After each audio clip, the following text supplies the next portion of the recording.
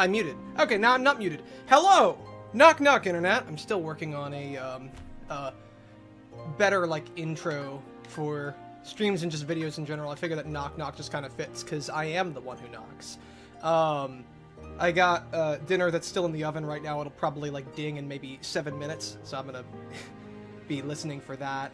Otherwise I got some nuggies to keep me satiated. I've been on a call for,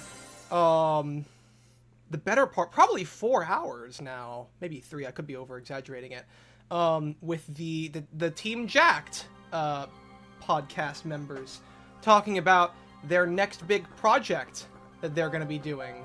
I think I need to talk to you. Should I? Have you been customizing your weapons? No, I do it specifically to spite you. A smart player knows how to adapt his game to suit the house rules. Yeah, well, I just beat everything with a stick. Excuse me. Equip a weapon with 2 or more units installed on it, then come see me. No! Billy Donuts! I'm sorry, I don't have any donuts today. I only have, nuggets and a calzone. Actually, I think I have a box of brownies somewhere in the pantry, but I'm not gonna go find it. But welcome, Billy! But, yeah, as I was saying, so we were talking about the next big project. I believe I've mentioned it here before, so there's nobody here who I think, doesn't already know about this. The Pathfinder campaign. We just had our session 0, where we talked about, well, pretty much just how the campaign was gonna go, how things were gonna play, getting familiarized with the tools and such. We completely skipped introducing our characters. Sorry for missing the last stream. My internet was out. Don't worry about it, dude. I had plenty of, don't worry, dude. Don't worry. You didn't miss much. Last stream, we were just talking about, Pathfinder, no, not Pathfinder, sorry, about, Warhammer. I forget what the Keyblades are for. I think those are required story missions. I don't remember. We'll start with Beast Castle. Who is the Beast Master of the Castle? Team up with Zaldin to investigate and gather intel, and I'm sure we will learn more about this interesting character of the organization. That's definitely something that will happen.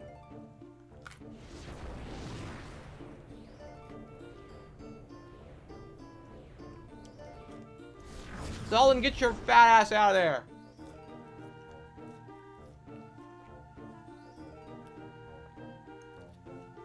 Still as dark and empty as ever.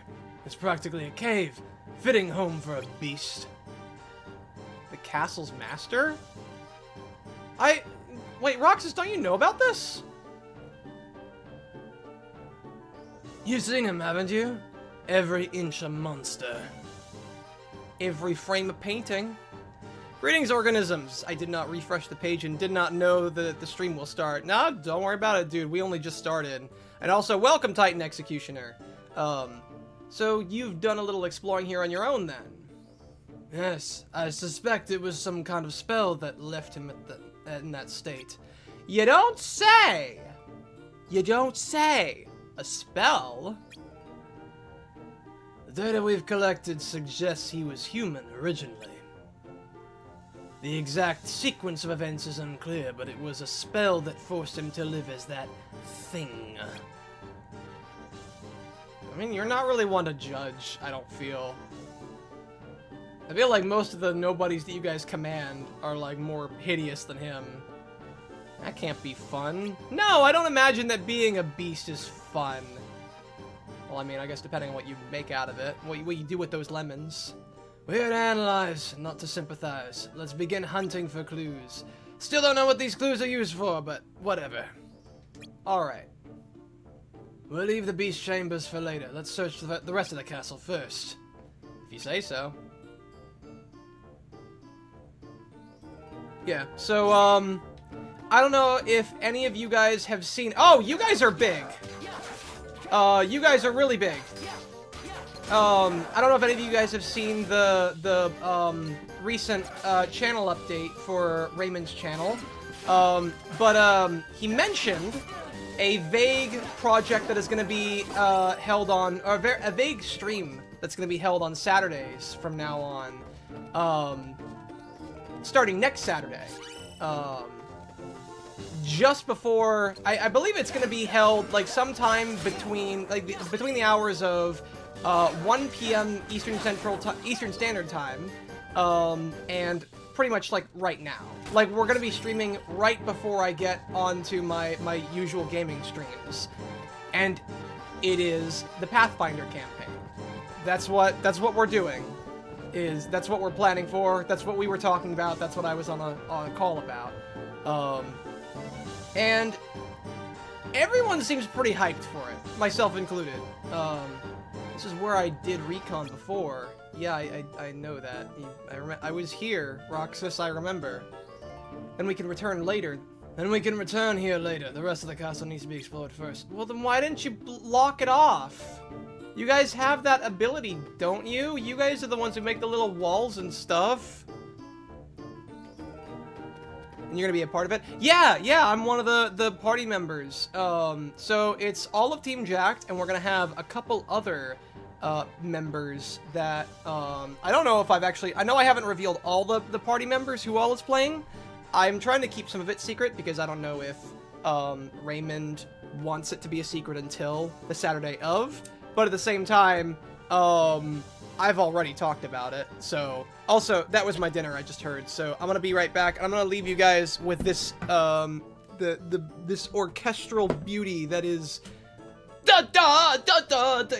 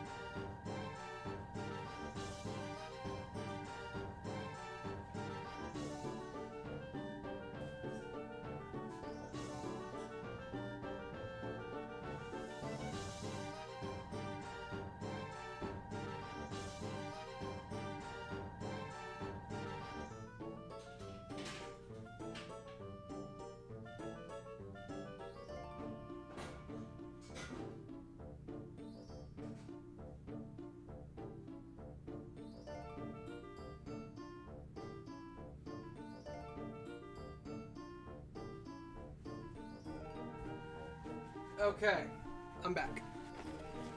Sorry, it was just the session 0 went on so long, I hadn't even gotten a chance to, like, I didn't even eat lunch before we started that, so I am very hungry and I apologize. I will try to play at the same time. But yeah, so it's gonna be very interesting, very fun. I think I've already talked about the character that I will be playing. I'm gonna be playing an astral sorcerer. If any of you are familiar with Magic the Gathering, an astral sorcerer is basically it's a planeswalker, basically.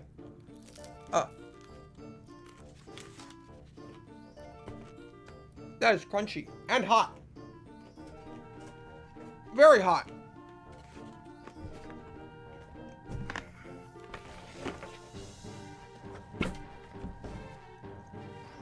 Ah, I need more water. All right. Okay. But yeah, so look forward to that as well. Where is my controller? What the hell did I do with... I literally just... Did I put it down? Hold on. I think I put it down in the kitchen.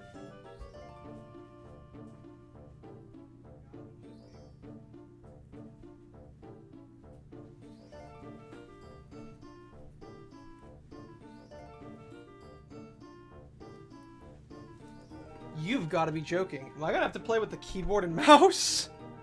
No. No way. I just had it! What the hell? Oh, come on. Oh, you've got to be... There it is. Alright. Controller has been found. Alright, I'm sorry for wasting everyone's time. Wait, something is there. Another day of the master sulking about the castle, chasing down those creatures. Well, you seem happy about it. At this rate, he'll go an entire day without speaking to Belle at all. Again. This can't go on much longer. I mean, he's gonna go on like a whole year, not doing a whole lot. We're gonna run out of time.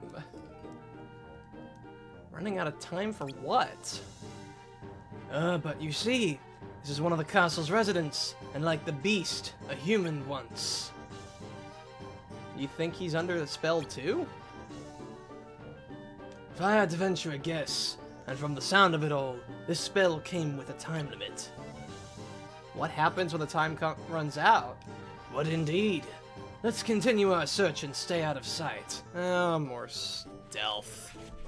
I'm glad the Pathfinder campaign sounds like it's not going to have very much stealth in it, because I'm terrible at stealth in any game. Whether it's video or tabletop. Alright.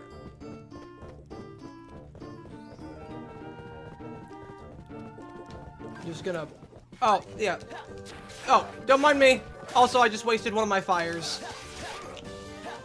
Oh, what? Where did he go? He just flew up into the ceiling. What the hell? Oh, god damn it. There you are. No. God damn it. It's a lot of just mashing A in this game. So from what I can tell, the Pathfinder campaign is gonna be a sort of pirate kind of themed adventure. It's gonna be set primarily, if not exclusively, on an island that we're gonna be sailing to. And there will be pirates involved, but it sounds like there's also gonna be some other stuff going on. And get over here, I do not want to get caught by the stupid... This is such an awkward place for a fight. When are you guys going... How many hits can you guys take? Just die, holy shit. I hope Celtic has fun, and we're taking over the tundra during that time. Oh, really? In what way? Nice sofa. No breaks, Roxas. No, I wasn't. I didn't mean... I was just saying. What a dick. This room. Yes, what about it? This looks just like the beasts. This room looks just like the beast. Yeah, that's what I said. I sense someone may be inside. Whoever it is must be important enough to warrant accommodations as fine as the master's. Peer inside and see who it is, Roxas.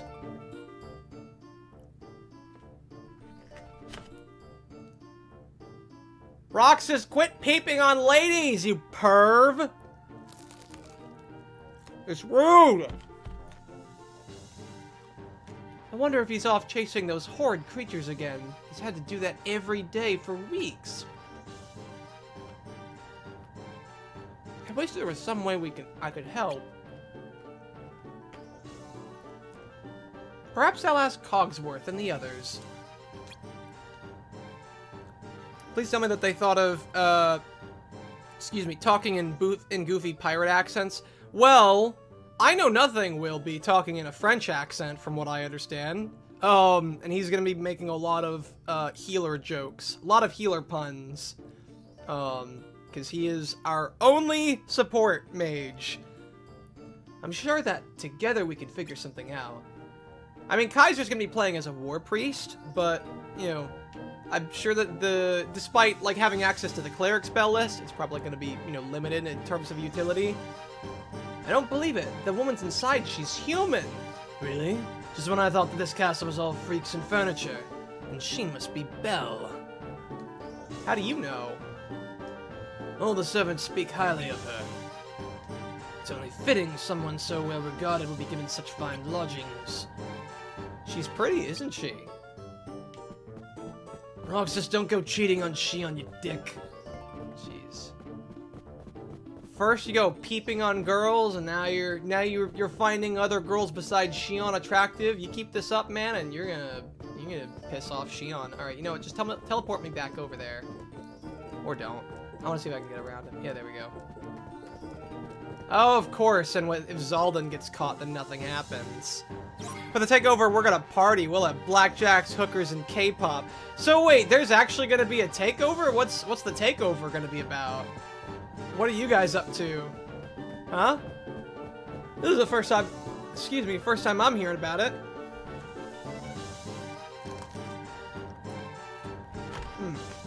This is good. But, we've also made, like, a lot of jokes about how a bunch of, the party members are really squishy.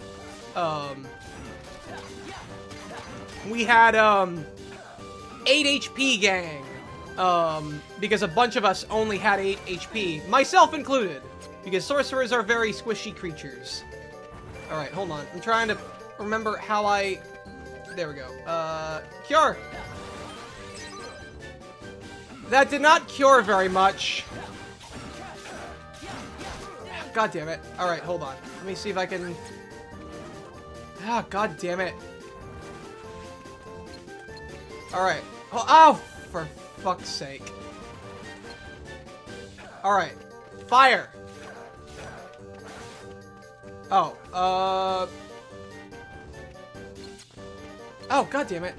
Get down here, asshole. There we go. I should be using spells more often. It's just that I only have so many usages of them. And one other member was also part of the 8 HP gang. But, she found out that she can get +1 HP at the level 1, and so now she's 9 HP. So now there's only 2 members of the 8 HP gang. I think it's me. I think I Know Nothing is the other member of the 8 HP gang. Okay. You guys need to, like... Holy shit, why are these guys so powerful? Why do you guys take, like, no damage?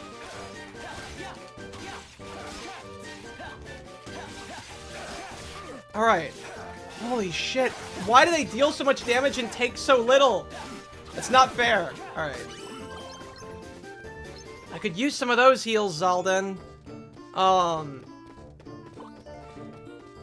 Raymond was actually a little bit concerned that some of us might be dying really early on just because of how low. And honestly, I'm the most scared because not only am I in the lowest bracket of HP, I also have the lowest armor class. Look at the way the stones have been kicked up. Another sign that the beast fought the Heartless. And also a sign that his power far exceeds anything I anticipated. Perfect. Yeah, we get it. Oh, another one of these bitches. Oh god, I don't have fire mask to a hotbar or hotkey. Oh, god damn it. Alright. Alright. Get... Oh, fuck. Stop with the teleporting. Get icicled. Get icicled again. Get icicled one more time. Oh, for God's sake. Alright.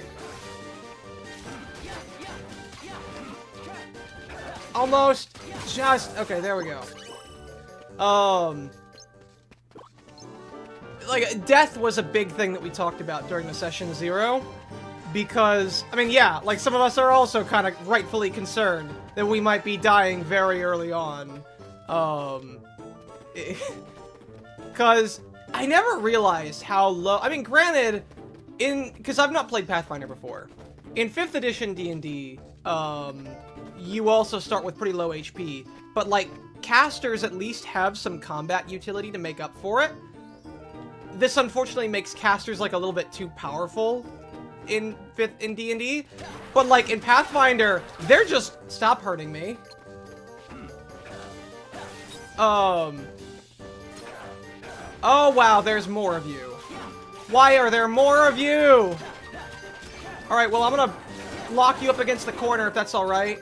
Spellcasters have very low starting spell utility, and on top of that, they still have really low HP and really low armor class. This was made with multiplayer in mind, and it shows. Oh yeah, no, it feels like it. Don't worry, it'll probably lead to funny situations, most likely. Then you will be remembered fondly, Pete. No! Don't remember me now. Don't, like, I'm not, stop! Stop with that. Yeah, so, fucking bad dog, down. All right. Ow, damn it. All right. So, it was even talked about, like, in the event that, because I know that one of us was really concerned that, like, if we did somehow die, if we could just, like, take a really debilitating permanent injury, like we lose a leg or something like that. Because, like, nobody wants to lose their characters, because they have stuff that they want to, you know, do. They still have more story stuff that they want to cover. And, I mean, granted, my character doesn't have, like, you know, a particularly noteworthy backstory, I don't feel. God damn it. I need heals. High potion. Oh, God, not another one. Please just die. Die for me, thank you. Alright. Get icicled, please. Because I'm not... It's hard for me to make characters sometimes when... Because I'm a lot more used to DMing rather than actually being a PC. I told Raymond about that as well. So he, like, kind of assigned something for me to play a certain role that I will not divulge. Certain little plot twist. Hopefully early on in the campaign that I'm sure will be revealed later. But no, I'm looking forward to it. Sometimes I still hear Pete's voice. Stop.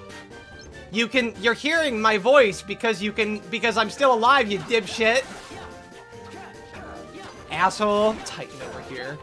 Thinking I'm dead already. Thinking I'm all Amaiwamo Shinderu. Nani? Nani? Nani the fuck? No, I'm not. You Nani. Alright, are they dead yet? Alright, I'm gonna take another bite of my calzone. I think I finally got to the pepperoni. Mmm.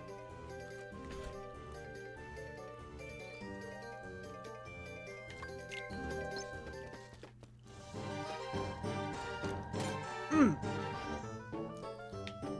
But yeah, no, I'm really looking, can I have Pete's kitchen appliances afterwards? No! I need those for cooking! My character is really good at cooking. So I was given, this, feat called Seafood Savant.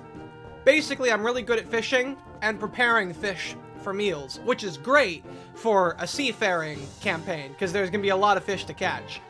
And what's even greater, holy shit, Raymond went all in with this campaign. He has so much stuff that he made character, like, Excel spreadsheets for us to fill out our characters. They have a bunch of, like, options and ways to track our status and stuff. He even made a, am I done? Really? I have more? What else is there to investigate? He even made a way to craft meals. He made, like, a food crafting system in this game. Like, how in-depth do you need this to be, man? Yeah, he's crazy. I mean, I'm looking forward to it, especially being... I imagine I'm gonna be the cook of the party. I don't really know who else can cook. I'm sure there are others, but...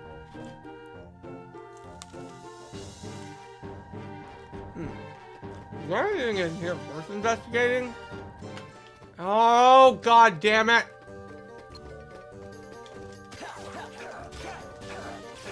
Quit rolling around at the speed of sound. You don't have places to go, so don't follow that rainbow.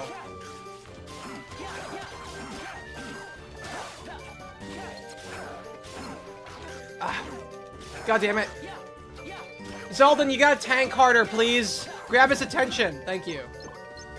Alright. Now, if you could grab the other one's attention. Okay, let's do... Oh, God. I had to grab both of their attentions, didn't I? I still haven't mapped. Fire! Fire! There we go. And one more. Oh, you dick! You had to dodge that one. God damn it.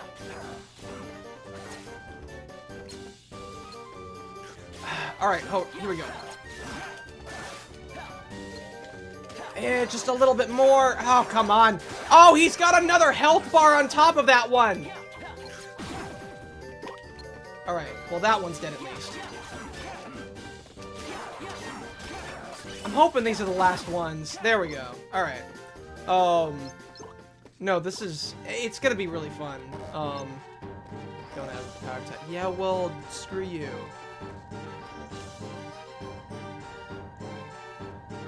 What do they use this big open room for? Why, it's a ballroom. Quite the lovely one at that. No place for a creature as hideous as our host. And it seems he agrees with me. How do you figure? There are heartless here, but I see no traces of a struggle. I can only take that to mean that he is avoiding this place. I mean, this is about as much. Well, I guess if you count like the scratch marks on the other walls, I guess there's more of a struggle there than there is in here. At least you have action. I'm climbing an endless fight of the stairs of Final Fantasy VII. Oh god, I've heard about that. I've not played Final Fantasy VII, but I would like to at some point. All right, have I explored everything? Oh god, what else is there to investigate?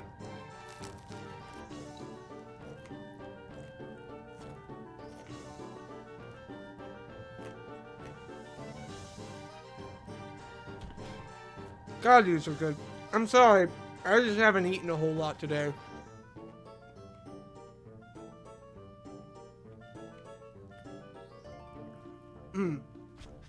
So, the stair climbing. That's a real thing? Like, it's just, you gotta keep climbing upstairs for an obscene amount of time? What is this? Scratch marks. Look at the beast's claws, no doubt. He's not what you call a tidy fighter, is he? Are any fighters tidy? I mean, Zaldin, you make whirlwinds. I wouldn't exactly call you tidy either. Looks as though he was fighting a losing battle. I mean, considering that he's been living here for the better part of a year, I'd say he's doing pretty damn well for himself.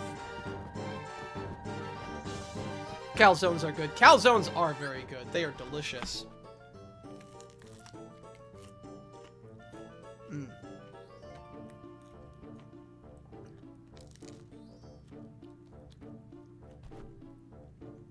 Alright. Well, we've been everywhere else.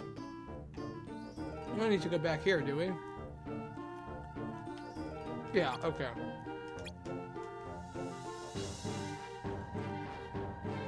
Apparently. At least we have some fun conversation between the characters. So, I don't know if any of you guys play Magic the Gathering, but, ah, shit! I keep missing the notification. Damn it! There is a card. So the recent set for Magic the Gathering is a crossover with Final Fantasy. So it's Final Fantasy cards in Magic the Gathering, which is really cool. And there is a card that is literally just like it's the stair climb. It's just the stair climb. I forget what it does. Hold on. I forget what it's called, too. Yeah, Aerith's rescue mission. And it's just a picture of the long-ass tower of stairs. And, like, so you get to you choose to either take the elevator or take the 59 flights of stairs. 59! And you have to walk up all of those. If you take the elevator, you create 3 1/1 hero tokens. If you take the 59 stairs, you tap 3 target creatures and you put a stun counter on them, which I find it funny because it's the idea you either take the elevator and you get the 3 heroes who came just in time, or you pick 3 creatures your opponents control and they're like stun locked for the next 2 turns. It's hilarious. It's a common card, so I don't imagine that it's particularly useful. But I find it funny. There are little memes like that I've noticed sprinkled all throughout the new Final Fantasy set. So, like, for instance, the Jumbo Cactar creature, when he attacks, he gains plus 9999 attack. Which is just funny to me, because I know that, like, there's a big thing about him dealing 9999 damage. Just a lot of little flavor stuff like that. I've looked through everything over here, right? Lady, you gotta close your door, okay? There's gonna be creeps who are gonna peep in on you. Creeps like Roxas over here. I don't even know why I don't even know why I'm trying to get around him. All I'm gonna do is just get teleported back to the beginning. Examine anything suspicious. I'm guessing I've gotta examine things in this room. Oh, okay, there we go. Let's see what's behind door number 2. Roxas, we have to keep a low profile, you fool. Why? You'll keep a low profile in Kingdom Hearts 2. I'm not throwing doors open, I won't have it. Oh, you're no fun. Well, we open this door, Anything else?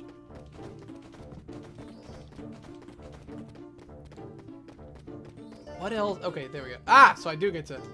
Shh, I hear voices. Somebody's in there. Master won't even to bell. Master, then it was there must be one of the servants. I'm away, lest you draw any attention. Right. Oh, was I supposed to open that door first? Alright, did I do everything? Apparently not. Okay, is there anything else in here I have to examine? Having so much fun. Rookie numbers. I'm sorry. You can make a creature with plus 9999 attack in... Like, if that's rookie to you, man, I gotta play with you sometime. Billy, hit me up sometime. We gotta play Magic. Nah. I've actually not gotten a chance to play Magic a whole lot. Okay, what else is there to examine here? What do you want? What do you want from me, game? Alright, if I go back out here, is there anything to examine out here? I'll just look around, I guess. Oh, there we go. Tracks. Beast footprints. He must have battled Heartless here. Why would he want to fight them, though? What's in it for him? I mean, he's gonna die! They're gonna kill him and they're overrunning his castle! Like, of course he's gonna fight them! Roxas, what a stupid-ass question! If I had the answers, I wouldn't be here listening to your questions. Zalden, it's obvious! Like, they're heartless. If someone breaks into your house with malicious intent to hurt you, of course you're gonna fight back, especially if you have the means to. It's not a mystery. Alright. I'm gonna take another bite, hold on.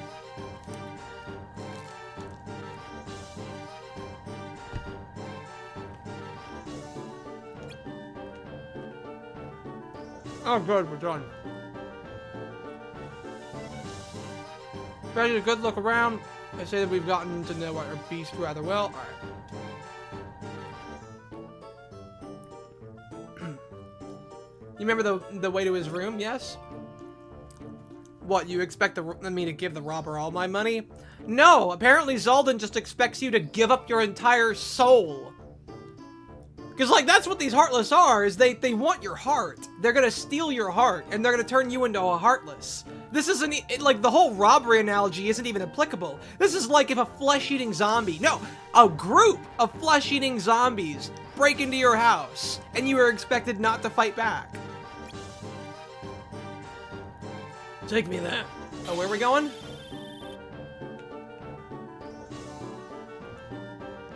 Shit, I wasn't paying attention. Are we going to the beasts? Investigate the castle's master. Oh, okay, yeah, so we are going back to the beast's room. Alright, hold on. Calzone break. Gonna take another bite.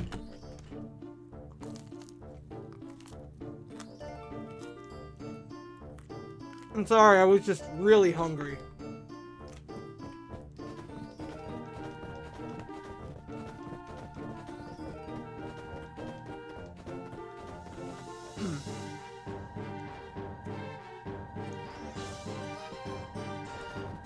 I partially blame Kaiser for getting me back into Magic the Gathering, because he's been really into it as well. He also plays Magic, and we're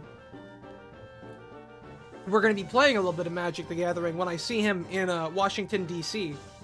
We're going to a convention that happens there every so often. I'm flying in, or I guess riding in on a train. But yeah, I saw him at Otakon in Washington, D.C. last year, and you know, we had a fun time playing Magic the Gathering, and it's going to be a lot more fun now that the Final Fantasy stuff has come out. If only it weren't so expensive, but I'll talk about that in a minute. Stop! We're not alone.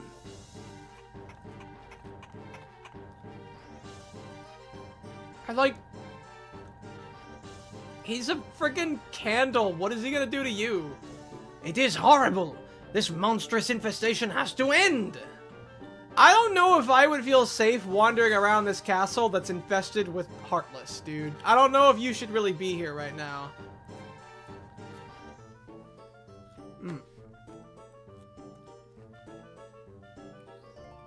Excuse me. If only there was some way that we could get rid of them for good. If only we had a Keyblade. I think I must have mentioned something about that before. Honestly, I'm kind of surprised that Beast hasn't brought up Sora, because, like, when he's dealing with Heartless all over the place, he knows that Sora can deal with the Heartless. He knows that he has the Keyblade. I mean, granted, I don't think he has any way to contact him, unfortunately.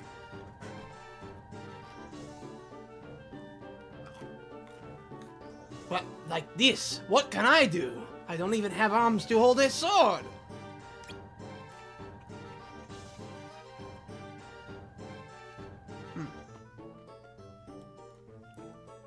Excuse me again. I wish I ate before. I wish I had time to have eaten before.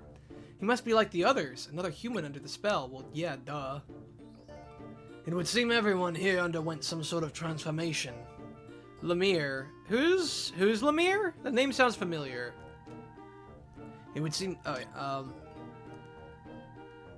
how do you suppose they wound up under a spell? I couldn't say. We may find some clue in the beast's room. Yeah, we might find him expositing information about how he came to be that way. You having fun over there, Candle Guy? I forgot what your name is. You having fun? Is that something you like to do? Hop in place? You look like you're having fun. That's just past here. Excuse me. Then let us be going. Don't get spotted, Roxas. I mean, if you showed me how to teleport like you did, I wouldn't need to worry about that, but no. Alright. Oh, for God's sake. Are you gonna turn the other way? Alright, yeah, you just keep doing that, my guy. No, I was trying to examine something, thank you. The floor is all torn up. He fought tooth and nail to stop the Heartless here. There must be something ahead. Whatever you say, my guy.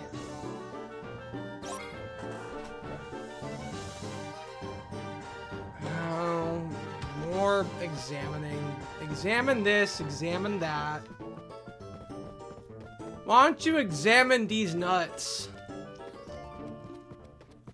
Starting with you. You can examine these nuts. I need a better Keyblade, man. I'm gonna die with this thing. Alright.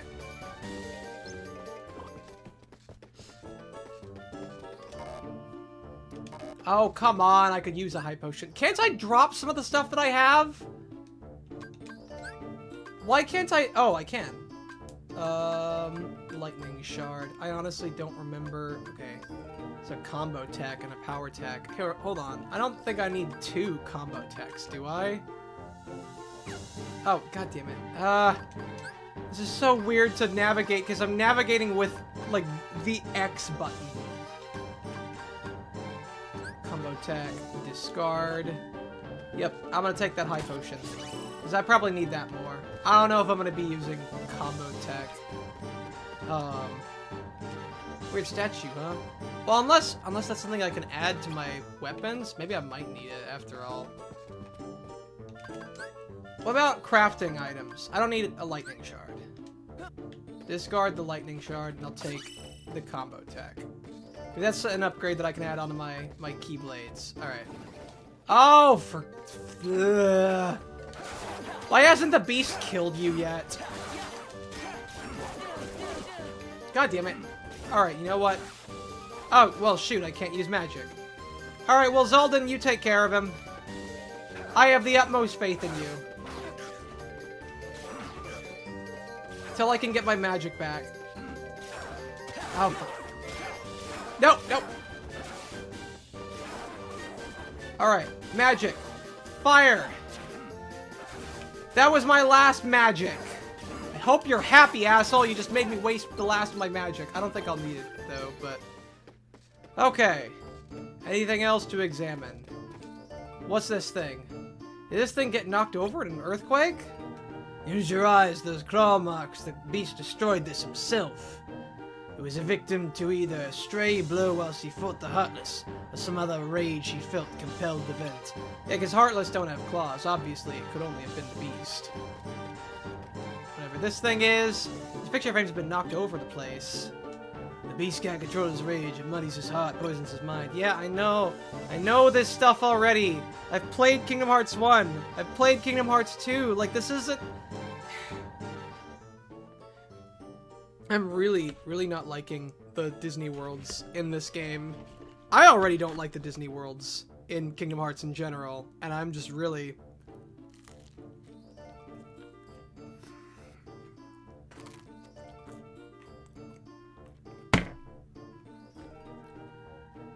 tired. This is the beast room? Yeah, I'll take a look inside.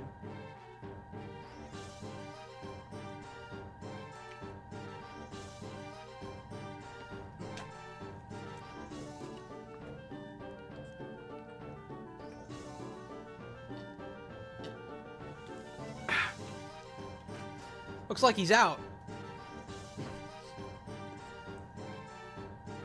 There's something at the far side of the room. Zaldan, what are you doing? My. Zaldan, what did you literally just say about opening doors? Come on, man. This rose, I sense a power in it. The beast must hold it quite dear. Yeah, I get it. We get an RTC.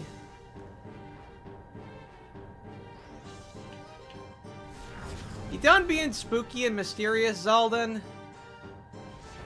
Yeah, because you couldn't just use the fucking door. What a pretentious asshat. Dude couldn't even be bothered to use the front door. No, I'm gonna teleport in. What the hell? Well, we've made quite the discovery, haven't we? I mean, oh, shoot, that was an option. Yes, Belle, indeed, there may be meat to pick there. Since she has some role to play in this castle's farce. But I spoke of that rose. What do you make of it? It looked important to him. Obviously, it must be important if he takes care of it. Precisely, Roxas. There's no ordinary rose. To him, at least, it seems to hold more value than anything else in the castle.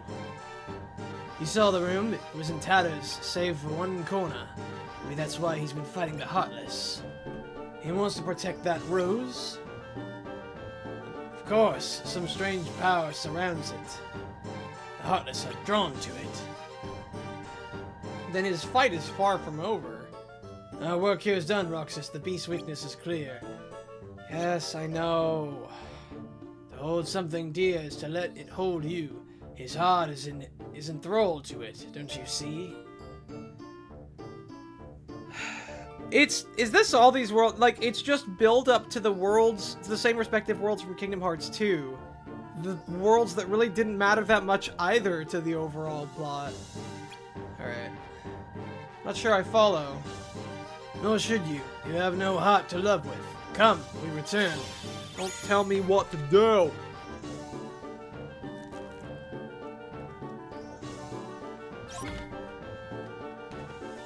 You mind calling one of those teleporters? You were able to do one just a minute ago. What's wrong with you? No, I gotta walk all the way back. Oh, I gotta do this stupid stealth thing again. Oh, fuck off.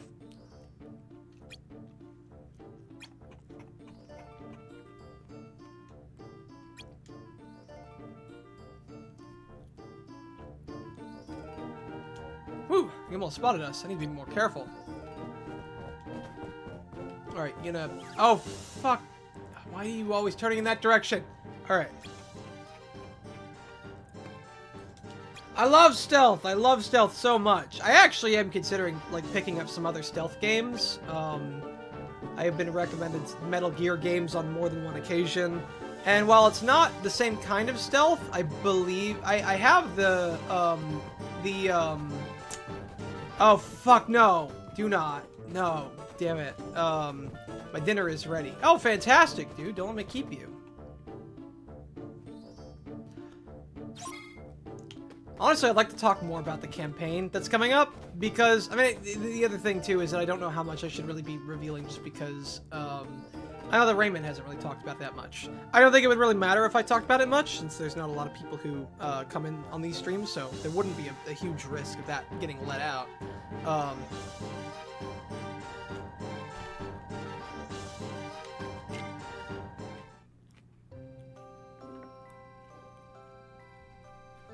Does Sly Cooper count as stealth? I don't know. I don't know much about Sly Cooper. I know it's also a platformer, but does it have elements of stealth in it? Hold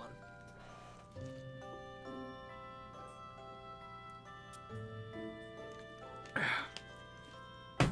You're here early. No, Roxas, you're just late. Work was easy today. I guess Axel's still out on that classified mission, huh?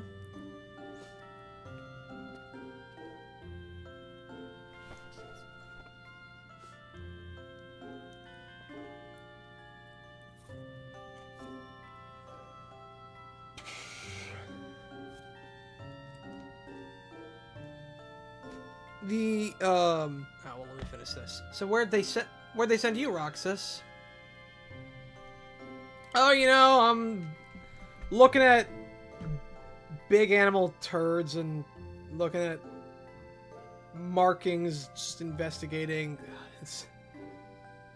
Especially 2 through 4. Huh. Okay. Well, I might consider it. I'd have to emulate it because I don't have a PlayStation. I mean, I'm pretty sure that those games aren't on Steam. I don't think. Are they on Steam? I have been interested in playing the Jak and Daxter games, though. Those games look fun. Beast Castle with Zeldan. Whole ass world. And you only explore this one castle. Plus, I'm expected to believe that the castle is just the whole world. No, but they should be. Oh no, for sure. Honestly, I would buy the Jak trilogy in a heartbeat, because Jak and Daxter was one of the first video games I ever played. You remember the castle's master, Xion? Yeah, the beast we saw. Well, you were right. He does have something he wants to protect. Something he cares about. Really? Yeah, but Zeldan says that's a weakness. Why would caring about something be a weakness? Roxas, you innocent little goober. Don't ever change, man. I don't know. I didn't get it either.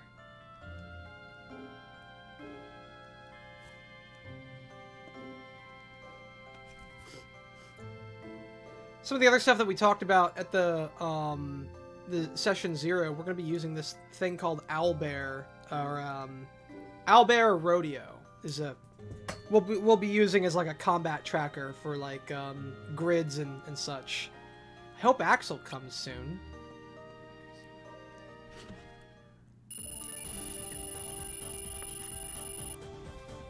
Yay!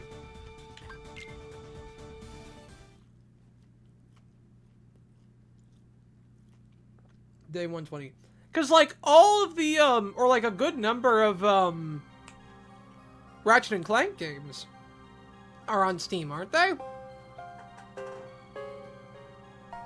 So it's a little crazy to me that, like, none of the Jak and Daxter or Sly Cooper games are on there. You know?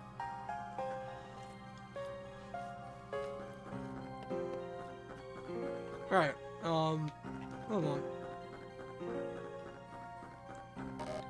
Alright, what's up, Ziggy? Can I call you Ziggy? I'm gonna call you Ziggy. You know, doing missions fills the bonus gauge, right? Yeah. Unless the organization keeps tabs on how hard you're working. How's about I take a little peek? Come tell me when you filled completely for days 37 to 116. No, make me. Alright, Zaldan, what's up? Hey, training. Daily effort is the only path to strength. That's nice. Next time, give me something. Oh, god damn.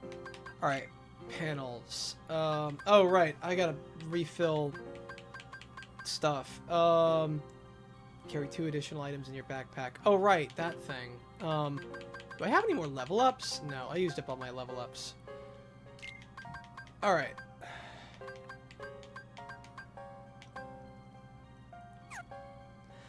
Wait, no, I wasn't done! Alright, high potion. Then another high potion. Another high potion. Do I have any more cures? I honestly don't remember. I do have more cures. Panel is incompatible with this. So what is it compatible with? What is this? Allows you to perform an aerial dash by pressing... Okay, so do I get to add...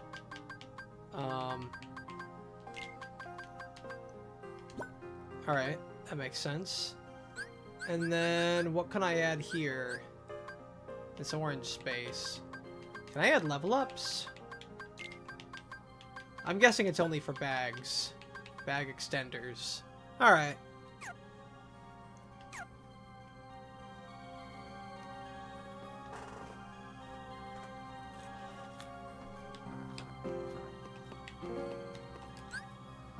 Maybe I should get a better Keyblade, I don't know.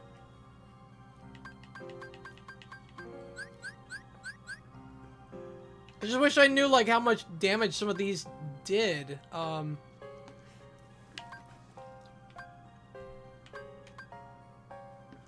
Transforms your weapon, boosts your magic. What do I currently have equipped? What is this called? Okay, Wild Gear, that's what it's called. Alright, transforms your weapon, allowing your attacks to reach a wide area and deal heavy damage.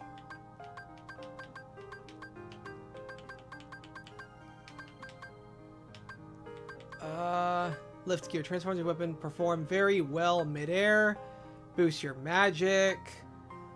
I guess we'll go back to Wild Gear, I don't see why not. I'm just surprised I've not gotten anything else to kind of... No! God damn it. Ability unit. Links to your weapon panel, unlocks hidden abilities. Oh yeah, I forgot about that.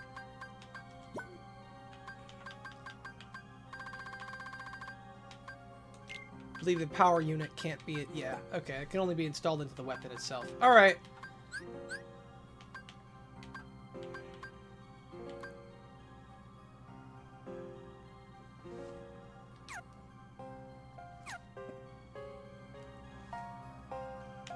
What other stuff? So I saw Superman the other day, with my dad. I wasn't quite sure yet if I was going to talk about that today or not. Because I would like to talk about more movies. It's just a matter of, like, finding the kinds of people to talk about it with. I think I might talk about it next week. I'm not actually quite sure.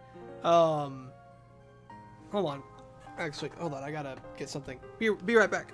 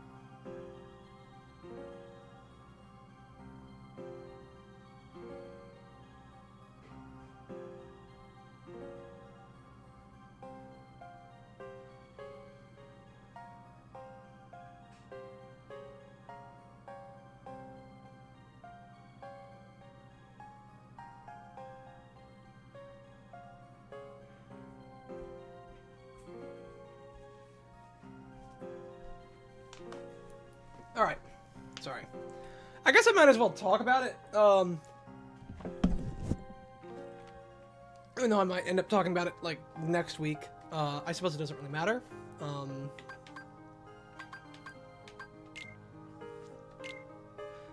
Because it's also been a long time since I've seen the original Superman. I have been watching through Superman and Lois. I'm only, like, 11 episodes in.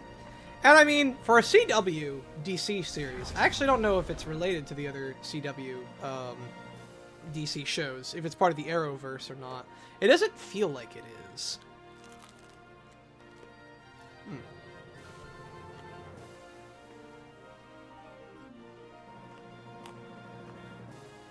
Screaming.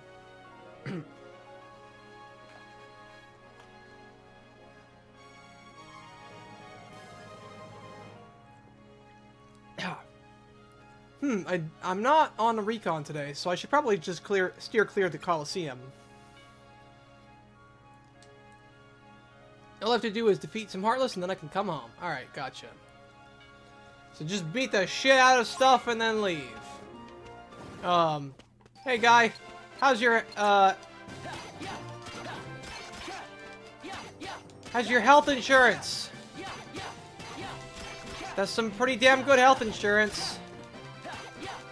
Oh, god damn it. God. Oh, for fuck's sake. Alright, listen, I can do that too. But with ice. Oh, god. Oh, fuck off! I was... Ah!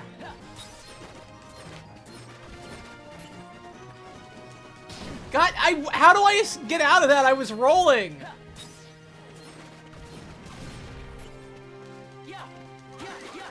Oh, for fuck's sake. Oh, god damn it. Oh, come on! Oh, you've got to be shitting me!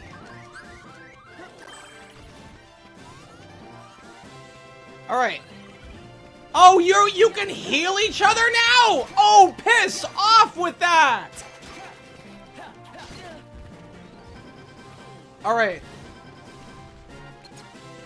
Alright, I guess I will be attacking you first then. Oh no, run! God damn. Fuck, I don't know, how do I get out of that? I just keep rolling, but I can't. Oh, fuck you! Alright.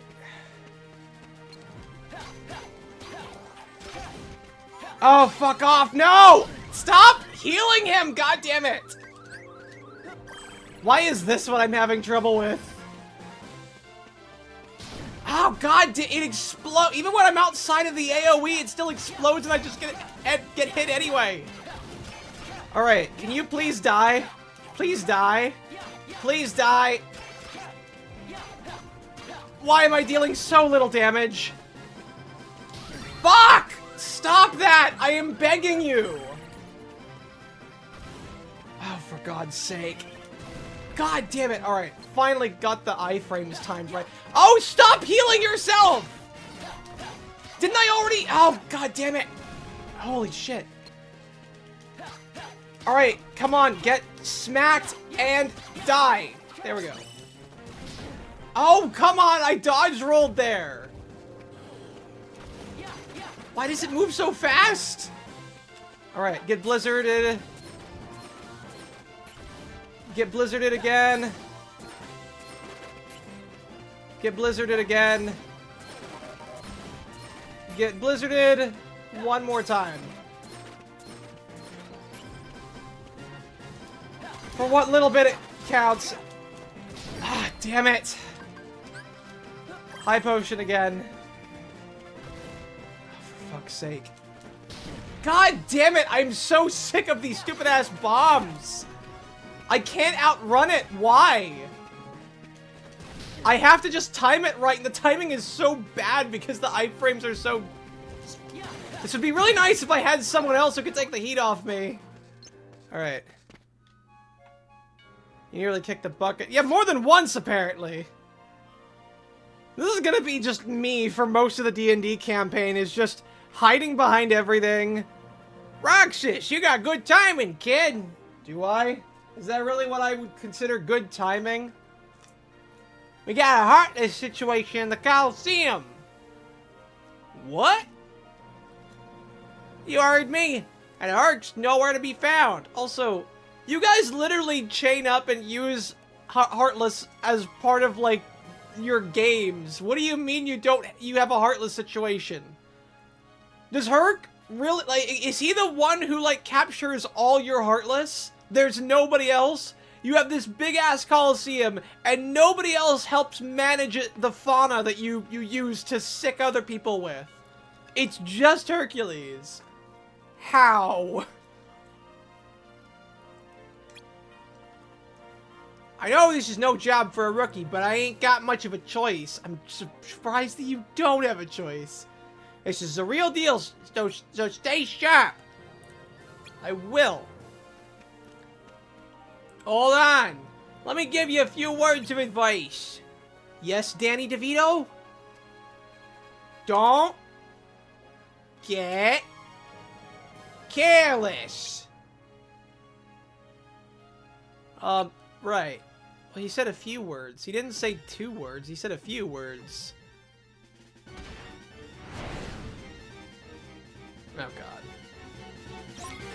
Oh, what the hell? What is this? What? I can't... That was obnoxious. Like, that would be fine on, you know, a DS, where I could see, like, both screens. Alright. Do I have to hit him from the front? I think I do. Oh, God. Oh, are you kidding me? I've used up almost all my magic. Oh, you've got to be shitting me.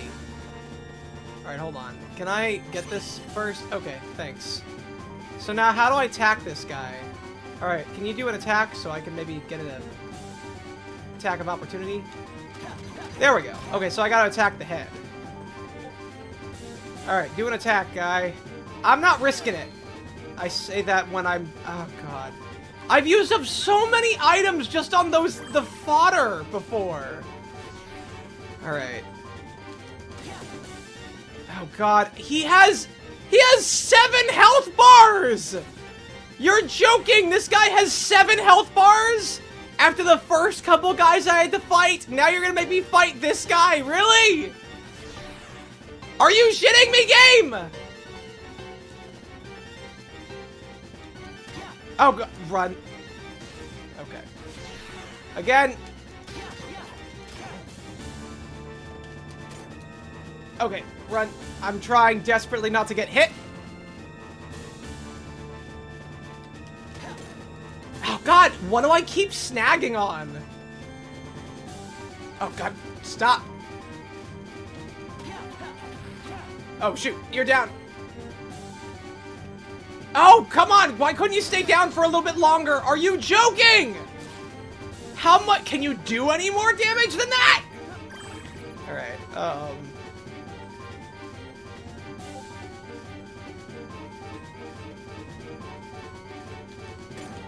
Oh, for fuck's sake! What is with the hitbox on this guy?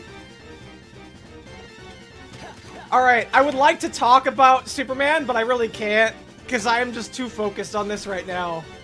Why? Like, what? I have to get it specifically on his head, and if I even lightly hit his belly, it just bounces right off.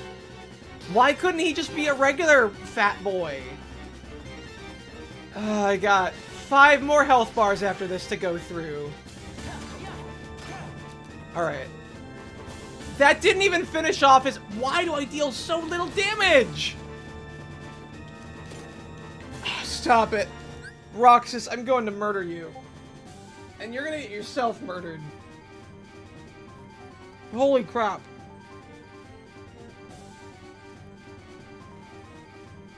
Alright. I swear to God, though, Roxas, if you die... Alright, come on. Just stay that way for a little bit longer. Ah! Ah, shit. Oh, I thought I could air dash. Why can't I air dash? I guess I can. Alright. Stay like that.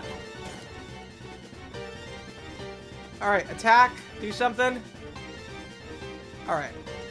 And then go back to doing your thing, guy. Alright, you gonna... I'm being very careful. I don't have a lot of heals. Fuck! Damn it! Okay, that was being a little bit reckless. Alright.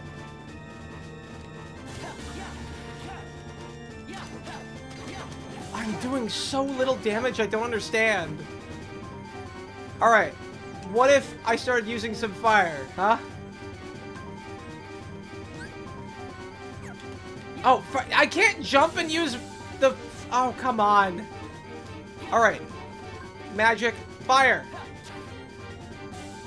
Did that do... That didn't do anything! Because of course it didn't. My fire spell is useless. Because it just does not want to connect with his head. And my Keyblade also doesn't want to connect either. I am very not sure about the hitboxes on these enemies. Alright, well, I think I'm figuring out a pattern, so I'm going to talk a little bit about Superman. So, honestly, and it's been a while since I've seen the original Superman, but, like, it's nice to be back to a comic book, a DC comic book movie that is just having fun being a comic book movie, you know? And, like, I really like James Gunn's work with, Suicide Squad. I never saw Peacemaker. Ah, run! Roxas! No! God damn it! What happened? Ah! Are you serious? Please tell me I got a checkpoint. Please tell me I got a checkpoint. Oh, fuck off. Alright, well, talking to Superman apparently did that to me. Or talking about Superman. Did I say talking to Superman? Alright. I gotta do that all over again. All 7 health bars. God. I can't decide yet if I like this more or less than Riku's story in Chain of Memories. But it's definitely down there. It is definitely not a Kingdom Hearts game that I'm particularly having fun with. Periodically Suffering Part 2. I mean, it could be worse. I could have hiccups. Last time I got cursed by Twi. I should have made like a short about that.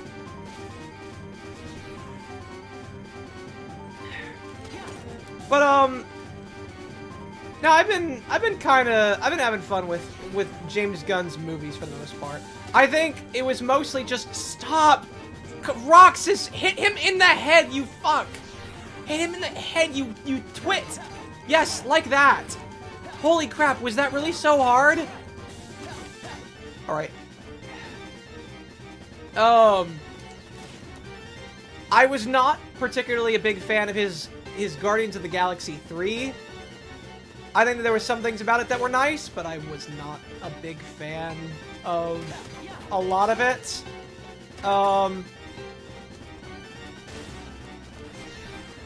like, for the most part, I've not really had too many complaints about most of his other movies. At least as of late. I'm not too familiar with, like, his earlier works. And honestly, this one, it wasn't special, I feel. It doesn't live up to some of my favorite Superman movies. It definitely is nowhere near Superman vs. the Elite, which I still hold is the best Superman movie. Just period. Granted, it's been a while since I've seen the original 1980 whatever movie. But I do... I think that Superman vs. the Elite is the... Oh, God! It's the gold standard for a good Superman film. For God's sake, Roxas! And now... I forget what the sunglasses does. Does not make him cool. You do not look cool with those on. Alright, well, I don't have them on anymore. Alright. And honestly, like, it was just good fun. I was kind of expecting to be overwhelmed with, like, all the different stuff that they've been introducing, and to an extent, I was. Because I knew going in... Ah! Do not do that. I knew going in that there were going to be, like, a lot of other DC characters. Like, I knew that they were going to have Guy Gardner, they were going to have Hawk Girl, and they were going to have Mr. Terrific. Which, I was kind of, like, an interesting choice. Not one that I dislike. I feel like Mr. Terrific is one of those lesser-known DC heroes who could use a little bit more spotlight, I feel. And I think, because I especially am not too familiar with him, but he was cool in this movie. There was like an entire fight scene that was dedicated pretty much exclusively to him, where they had like music kind of playing in the background. It felt very Guardians of the Galaxy-esque with like how, alright, so you know how, you know, like that montage in Guardians 2 where, no! Holy shit, let's not have a repeat of that again. What the hell? Alright, I'm gonna take another high potion. Do not! Guy, I'm so close.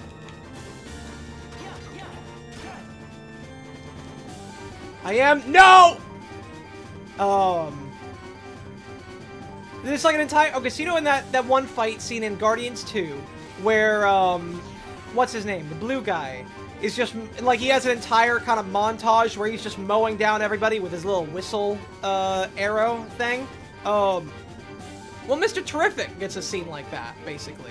Where he, goes to, like, one of, Lex's camps with his, that has, like, a bunch of his militia set up there. And he just takes on a bunch of them all by himself with his little orb robots, which I thought was cool. And it's fun. I forget what the song was that was playing, but it's just a fun time. It's not a particularly special Superman film. Like, it starts off feeling a little... It does start off kind of feeling like a bit much. Kind of like what I was expecting. Oh, shit! I was expecting this to have, like, a lot... Because you have... When you have all these different characters, you have Lex Luthor, you have this nanite lady, you have Ultraman. Not the comic book Ultraman, this is a new Ultraman. Ultraman in the comics, I believe, is an alternate universe Superman. This one is more like Bizarro. Then you have the Justice League. You have, the Element Man, or whatever his name is. I forget what his name is. I don't think that's what his name is, but I think that's what they were calling him. You have all this other stuff going on. There are mentions to metahumans. There's just all kinds of stuff, and I was expecting to kind of be overwhelmed by the introduction of all these things, all in one film. Nice going! You look pretty good out there. Thanks. Hey, you warmed up. How about you starting on today's training? What? You tell me that wasn't the training? It was serious about getting into the big leagues, right? Well, there are two things every hero hopeful has to remember. Train every day. That's one thing. I'm telling you, I'm not. No buts, kid. Now get training. I used up all my high potions, man. How much more can you throw at me? What the hell, dude? I feel like I'm not leveling up correctly because I am not damaging anything like I should. Let me know as soon as you're ready. I'm not ready. I want to do this. Roxas RTC, I swear to God.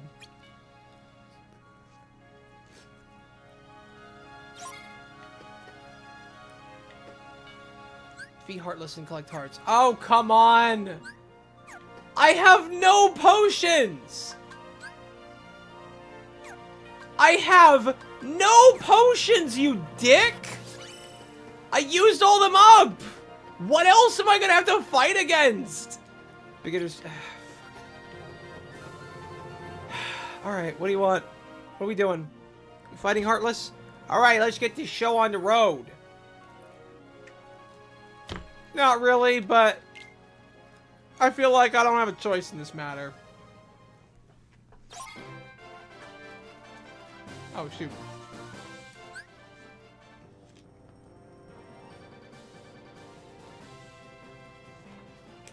Oh, God, it's one of those. Smack barrels into Heartless to defeat them. Why?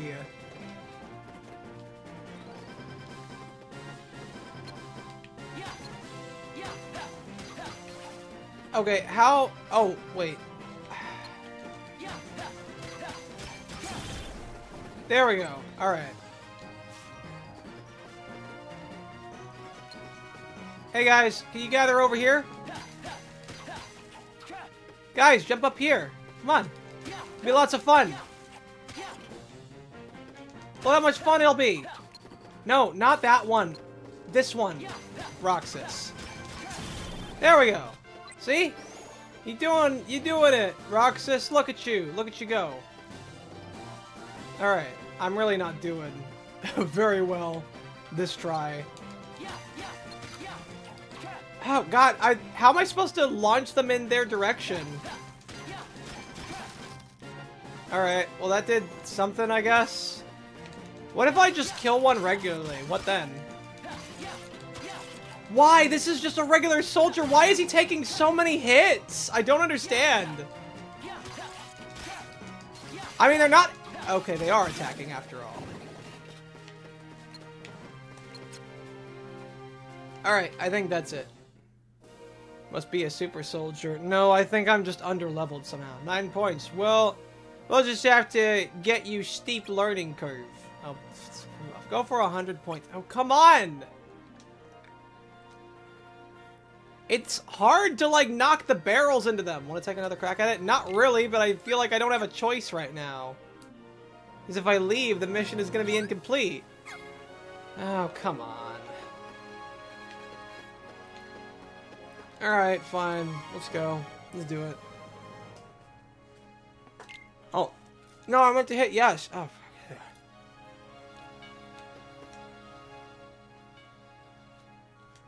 No, fuck! I keep hitting A!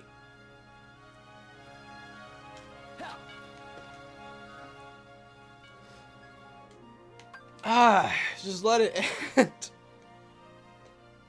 How much longer in this game do I have? How many more chapters? How many more days? Alright, hold on. Oh, for God's sake. Alright. Do I get any points for, like, just killing them regularly? I don't, do I? Alright. Well, how am I supposed to... Like, this isn't intuitive! Because I gotta hit it, like, so many times just to knock it in their direction. Alright, well, at least the Heartless are defeated. Holy crap. Alright. No, this one. Oh, for fuck's sake. I don't understand. This is such a stupid-ass minigame. Why do I have to knock it in their direction? Oh, no! Don't lock on them! Lock on the barrel, you asshole! No! The barrel! The one that's in front of you, Roxas! Thank you. Alright, there. There's apparently the... No! Roxas! The one that's in front of you! Holy crap! I am so sick of this minigame. Alright, well, thankfully I've only got 5 seconds left. Why do I have to hit it so many times just to launch it? Alright, we're done.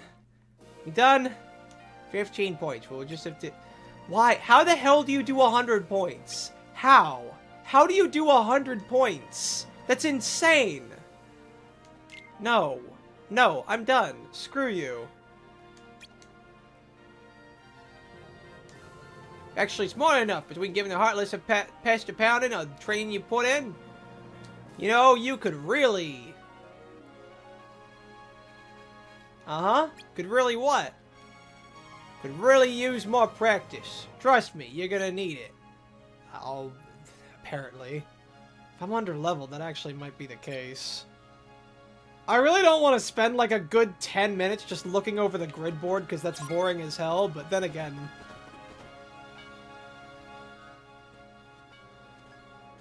I'm surprised that no one has commented the similarities with Sora. Like, I know he doesn't look like Sora, but I thought the whole point was that he's supposed to look like Sora. Like, one of the first things that's said about him is that I've gone to see him, Sora. He looks a lot like you. Like, if he really does look a lot like him, I'm surprised that Hercules and Phil don't recognize him. Phil, I'm back! Where you been, Herc? We've been drowning in Heartless while you were off Zeus knows where. Heartless? Where? Phil, let me at him, Phil. Too late. The new rookie took care of him. I'm telling you, champ, that kid ain't half bad. He's almost like some other person we met with a Keyblade before, but I can't quite remember because the plot isn't allowing me.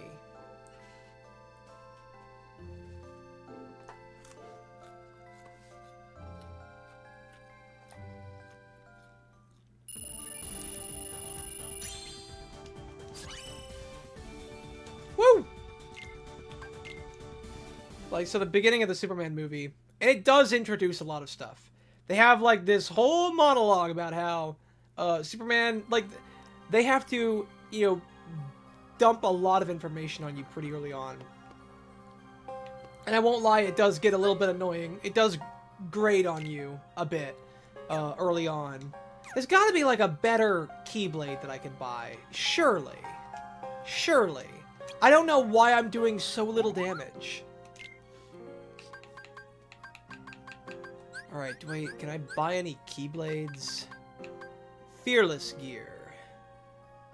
Ability Unit. Magic Unit. Increases magic. Fearless Unit. Transforms with much higher strength. I'll take it. Sure. I wish knowing what the exact stats of my abilities were. Transforms your weapon. Oh, that's interesting. It's got 4. Performs extremely well mid-air. Sounds interesting. I'll buy it. That's pretty much all my... That's got to be something good, surely. Because they dump all this information on you about, like, how the metahumans appeared, and then they jump right into what could be mistaken for a third act low point. Because they jump right into, right after Superman lost his first fight, which, you know, the whole thing, I mean, a lot of people saw that in the trailers and such. High potion. Let me get rid of this. In fact, let me just put my next couple high potions in here. What about my cure? Huh? Let me put that somewhere. Alright, let me move that here, and I'll put... I have a couple cures, actually. I just noticed. Move that.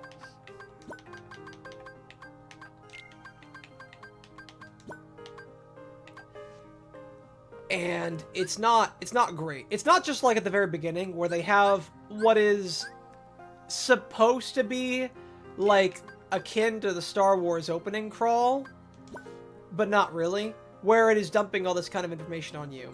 And that would be fine on its own if it weren't for the fact that, like, they continue in such a really expository fashion for the better part of the early parts of the movie. Where you have a bunch of characters that are saying a bunch of information that are very... I'm not even sure if a lot of it is really relevant. I remember, like, Lex will just explain his motivations at one point about why he hates Superman so much. And that he will stop at nothing to kill Superman. And then, like, his assistant lady, whatever her name is, will be like, yeah, I know, I've sacrificed my humanity to help you do it. It's like, well, you didn't even, like, you're not even a character! Like, he literally has this assistant lady who is also a cyborg. And there is a point in the movie where he's like, I've given up everything to try to kill Superman. He has to be stopped. He's a menace. He's a menace to society! Like that web-slinging Spider-Man! And she's just like, yeah, I know, I sacrificed my humanity, because, like, she's all robot now, basically. A bunch of these little nanite robots. And it's like, okay, that was nice and all. Who are you, by the way? Like, for the rest of the movie, she is just lady who helps Lex. She doesn't have any other character beyond that, which was just kind of surprising to me. I should probably use ethers. That might actually help with magic a little bit more. Restores 2 casts of each of your magic. That actually might be more helpful. Let me get a high ether. Reminds me of some Shad of the Conqueror, of the stupid needless descriptions of the book. I am not familiar, but it sounds... it sounds very much like what was happening. And there are a lot of times like that. Like, there was one where,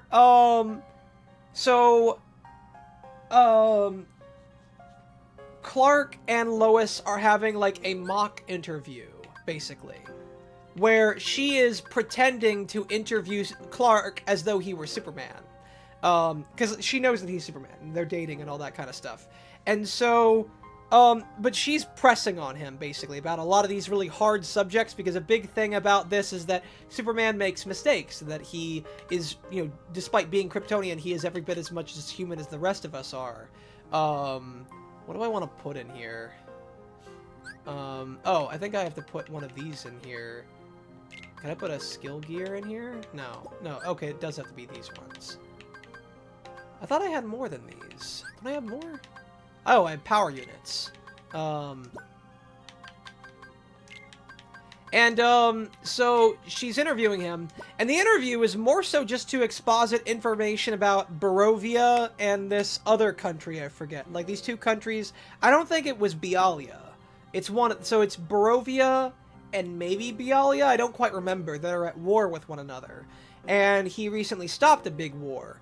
And there's a big question about whether or not he has, you know, if he is abusing his powers, you know, to do that kind of stuff.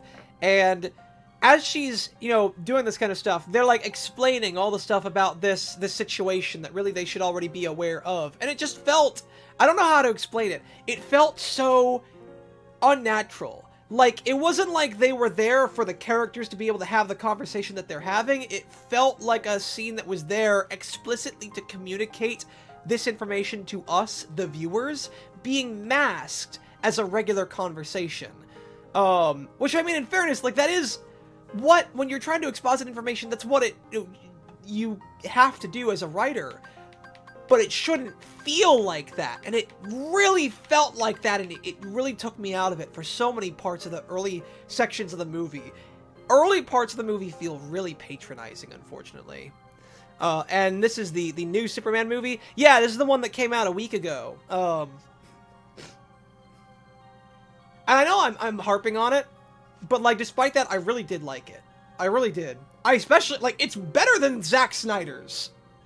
Like, anything that he's done with Superman. And I mean, in today's day, I guess that's a high bar. I don't feel like it's a particularly special Superman film, but, like, it's good in that it marks that I feel Snyder-level era Superman movies, and hopefully media in general, are over. You know? Like, we had it with My Adventures with Superman, for as bad as that was at least the beginning of the telltale signs that we were done with edgy McEdgelord Superman you know, making trolley problems, that kind of stuff, and we were back to Hope Punk, if that's a thing. I think I've heard people say that's a thing. I don't quite remember. Allows you to regain your balance after you were sent flying by pressing B. Oh, right. I haven't really used that a whole lot, have I? Allows you to roll forward and to avoid it. Oh, yeah, that. There are more levels I can buy? Surely there are more levels I can buy. I feel like the exposition is definitely its worst selling point. It's the worst part about it, I feel. And thankfully it only lasts, because like once you get up to speed, granted how you have to get up to speed, the fact that like it almost feels, because it's a movie that takes place after a bunch of stuff has already been set up. After the Justice League, or I should say the Justice Gang, really, have set up. It's a whole thing where Guy Gardner, he's like this pretentious asshat who's like, I'm the leader of this gang, we're the Justice Gang, and everyone else is like, that's a stupid name. But apparently he gets majority rules because he's the leader, I guess. I don't know how that happened, because, I mean, granted, it's only a 3-person team anyway. And then it's implied that, like, once Superman joins, then, like, they don't want Superman to join because he will, or rather, Guy doesn't want Superman to join because it means that he will vote for them not to be called Justice Gang, and he doesn't want that. Oh, I can make an elixir now. Okay. High ether. I can make a couple of those. Yeah, really, I should just be making high ethers anyways.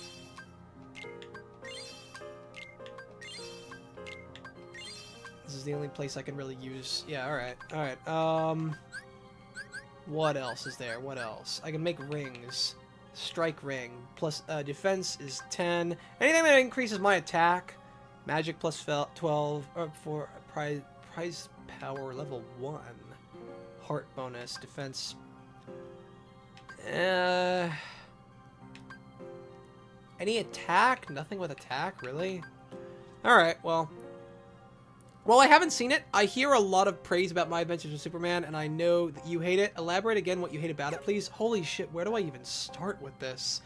I want to do a review on it. And I am working on a review for it, where I'm going to talk about, like, each episode. God, I could almost talk about the entire stream, about the stuff that I don't like about My Adventures with Superman. So, I think a big thing is I find a lot of the characters... Oh, I find a lot of the people in general just, like, aren't very good characters. I find a lot of times certain characters are introduced and feel a lot more like plot points or plot devices than anything else.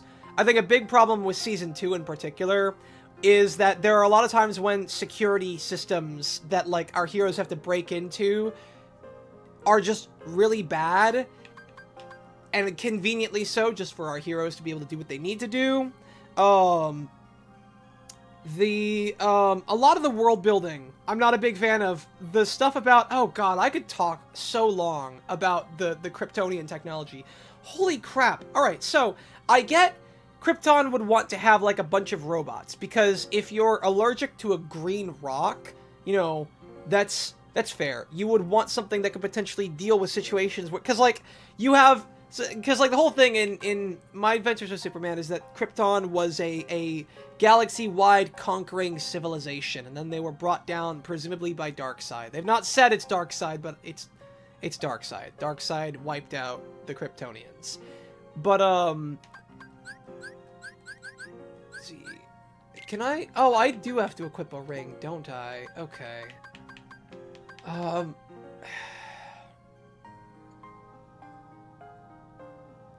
Honestly, I wish I could put something here, because it just feels so wasteful. I probably shouldn't. I could... Let's see, magic, defense, HP... Yeah, okay, that gives me strength. Wait, what? Oh, do I actually have to... Where do I have to equip that, exactly? Wait, can I put it in my backpack? No, or, sorry, my pack extender? Is that something I can do? Where do I put rings? So... Oh, there's the strength. Oh, well, that already has strength +3. Alright, well, okay, and I can't have any other rings, because I guess I can only have one ring.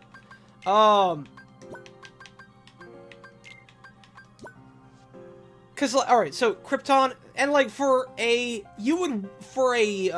world-conquering civilization, even one as powerful as like the Kryptonians, it would be very bad for them if there just happened to be a rock that could bring them to their knees. Like, a guy with a rock could basically destroy their whole civilization. So, of course, it makes sense that they would want to have some machines that can deal with this. Because even if, you know, Kryptonian physiology doesn't, you know, fix with kryptonite, if it doesn't mix with, you know, at least a robot, you know, could do that. Well, all the machines, not just all the robots, but all their ships, all their technology, also has a weakness to kryptonite. And, like, it's one of the worst weaknesses I've ever seen in a Superman show. So apparently, not only does being near kryptonite make them weaker, it makes kryptonite grow on and inside them. Like, and here's the thing, too. At first, I thought that it was just, like, you know, it's just, like, these little green crystals that aren't actually kryptonite, you know? It's just some weird green rock that grows out of them, I guess, somehow, and isn't actually kryptonite. But, like, later, they're salvaging an entire ship that was destroyed by a single kryptonite shard, and they are mining kryptonite from it, and they use it to make an army of kryptonite robots. So, like, Kryptonian technology and Kryptonian physiology literally grows kryptonite when they come in close contact with it, which means they're, like, for a world-conquering civilization, they literally would fall apart entirely if somebody had this little green rock. And the fact that none of their technology is immune to it is so crazy to me. But you know what? You know what? That would be fine. That would be fine if they just established, okay, so technology like this just is always going to be, you know, what if they just couldn't make technology that wasn't, that was immune to kryptonite, right? Like, what if that's just not possible? It is not possible to make an effective military robot that is immune to kryptonite. Well, Lex makes one. Lex Luthor, he reverse engineers one of their robots and figures out how to make it not only immune to kryptonite, but powered by kryptonite. One dude, in like a couple months, a year tops, figures out how to do this thing that an entire world-conquering civilization could not do in the eons that they have existed in the universe. It's so... And, like, there are just things that are like that, just all throughout the show. I'm not even sure if I can really name them all. I'd have to go... Again, I want to do a review of the whole series, episode by episode, and now, Titan, I think... Because I've been having trouble deciding which video that I want to, because I keep jumping back and forth between the first part of my Superman review and the first part, and a video about Legend of Korra. And that's why I've not finished my next video yet, is because I've been stuck between deciding which one I actually want to finish first. But now, I think I've decided.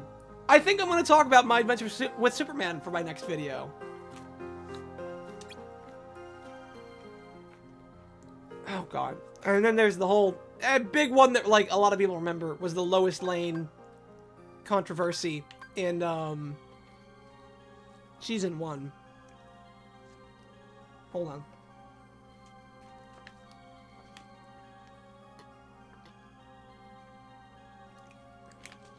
God. Cause so, like, you're familiar with the Amber situation, like the Amber controversy from Invincible, right? Do you remember if they had, do you remember the similar controversy that they had about Lois from season 1 of Superman, or Maz? I guess I should just call it Maz, so I don't have to say the entire thing. You know, basically where she's like, oh yeah, I feel entitled to,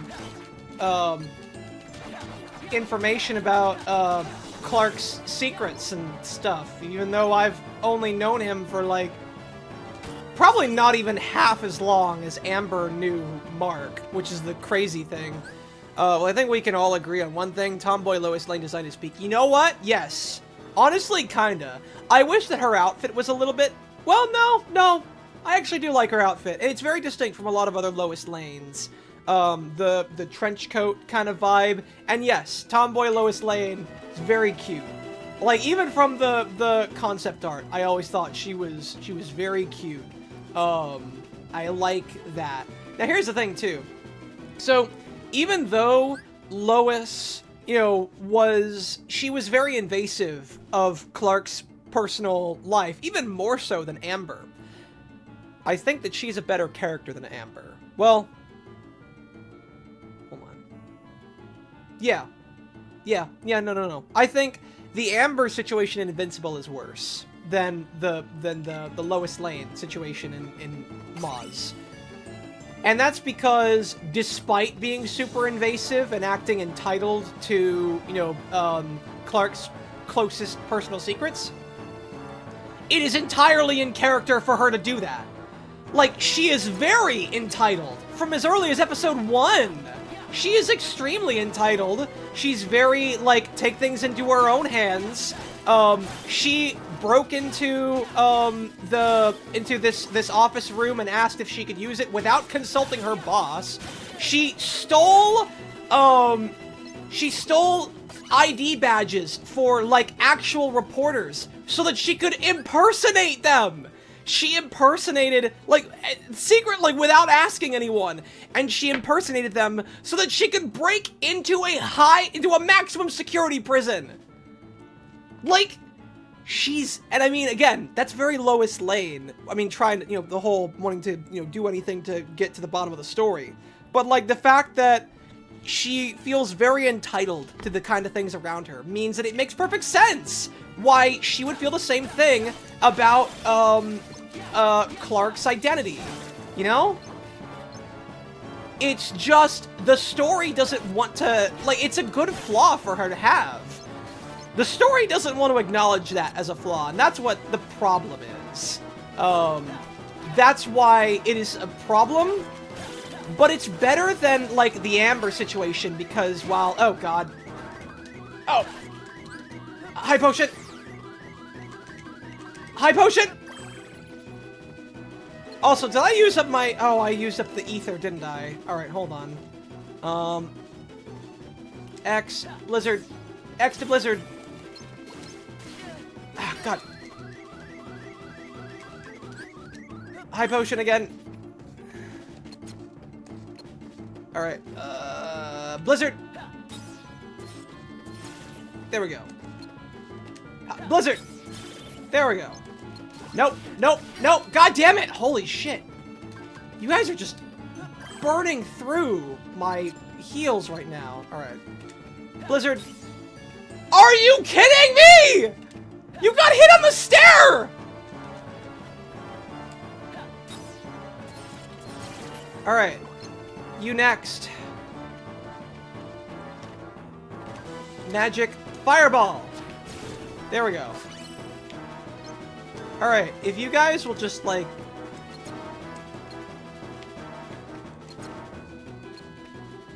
Yeah, you know what? Fire. There we go. Fire! Alright.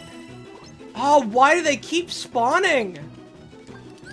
Fire! Oh, God damn it! It got blocked on the stair again! Why? Ah, fuck. These guys are so annoying. No, leave me alone! I think when I'm not in the center stage, they don't attack me. Or at least the green ones don't. But, like, so the issue with Amber was that it was not only not treated as the invasive act that it was in Mark's privacy, when they hadn't even been dating for, like, half a year yet. They'd only just barely been dating for half a year. But, like, it was also not in character. It was not in character for someone as sympathetic and, like, understanding and selfless as Amber to be completely unsympathetic to Mark's situation in any way whatsoever. With Lois, while it is still very invasive, even more so, because they hadn't been dating at all. Like, at least with Amber, you could make some semblance of an argument that, okay, they've been dating for a few months, maybe, you know, Amber felt entitled, you know, was right to feel entitled. She wasn't, I think. But, with Lois, there's no such argument that you can make. But it was at least in character. That was totally... God damn it, I'm so sick of this. Alright, fire. Oh, for fuck's sake! I'm so sick of these little things. And I know that once I start attacking them, they're all gonna gang up on me. Alright, there we go. Oh, for fuck's sake! Yeah, just like that. Alright. God damn it, nope! Every time when I kill one, then they start attacking me.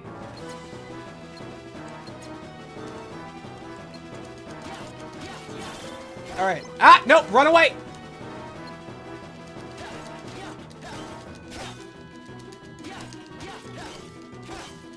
I keep missing that combo. Alright, there we go. Ah, dodge. Nope, then they attack. Alright, so 2 more. I think once I kill the green guys, then the blue ones will stop spawning. Oh no, the blue ones did stop spawning. Okay, perfect. Why are they so strong? Yeah, I don't get it. Alright, there we go. Are you gonna attack me now? Ah, no, I didn't think so. There we go. Mission complete. Don't know what that was about.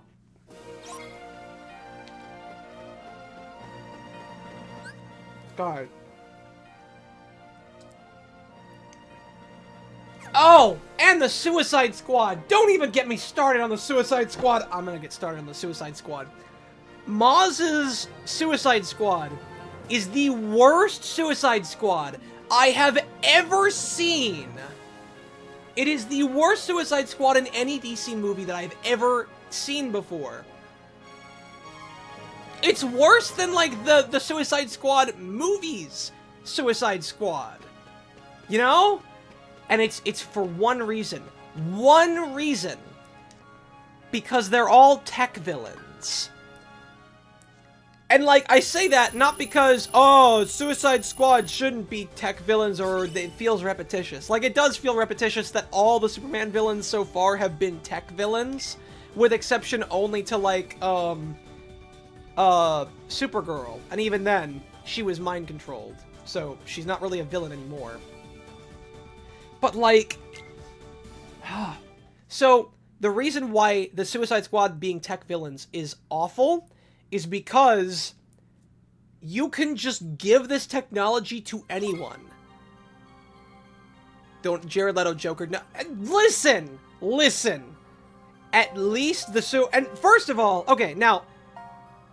The Suicide Squad movie itself might be worse than, like, Maz as a whole, but, like, the Suicide Squad, the actual squad itself, which Jared Leto Joker was not a part of. Remember, he was a villain, he was not a part of...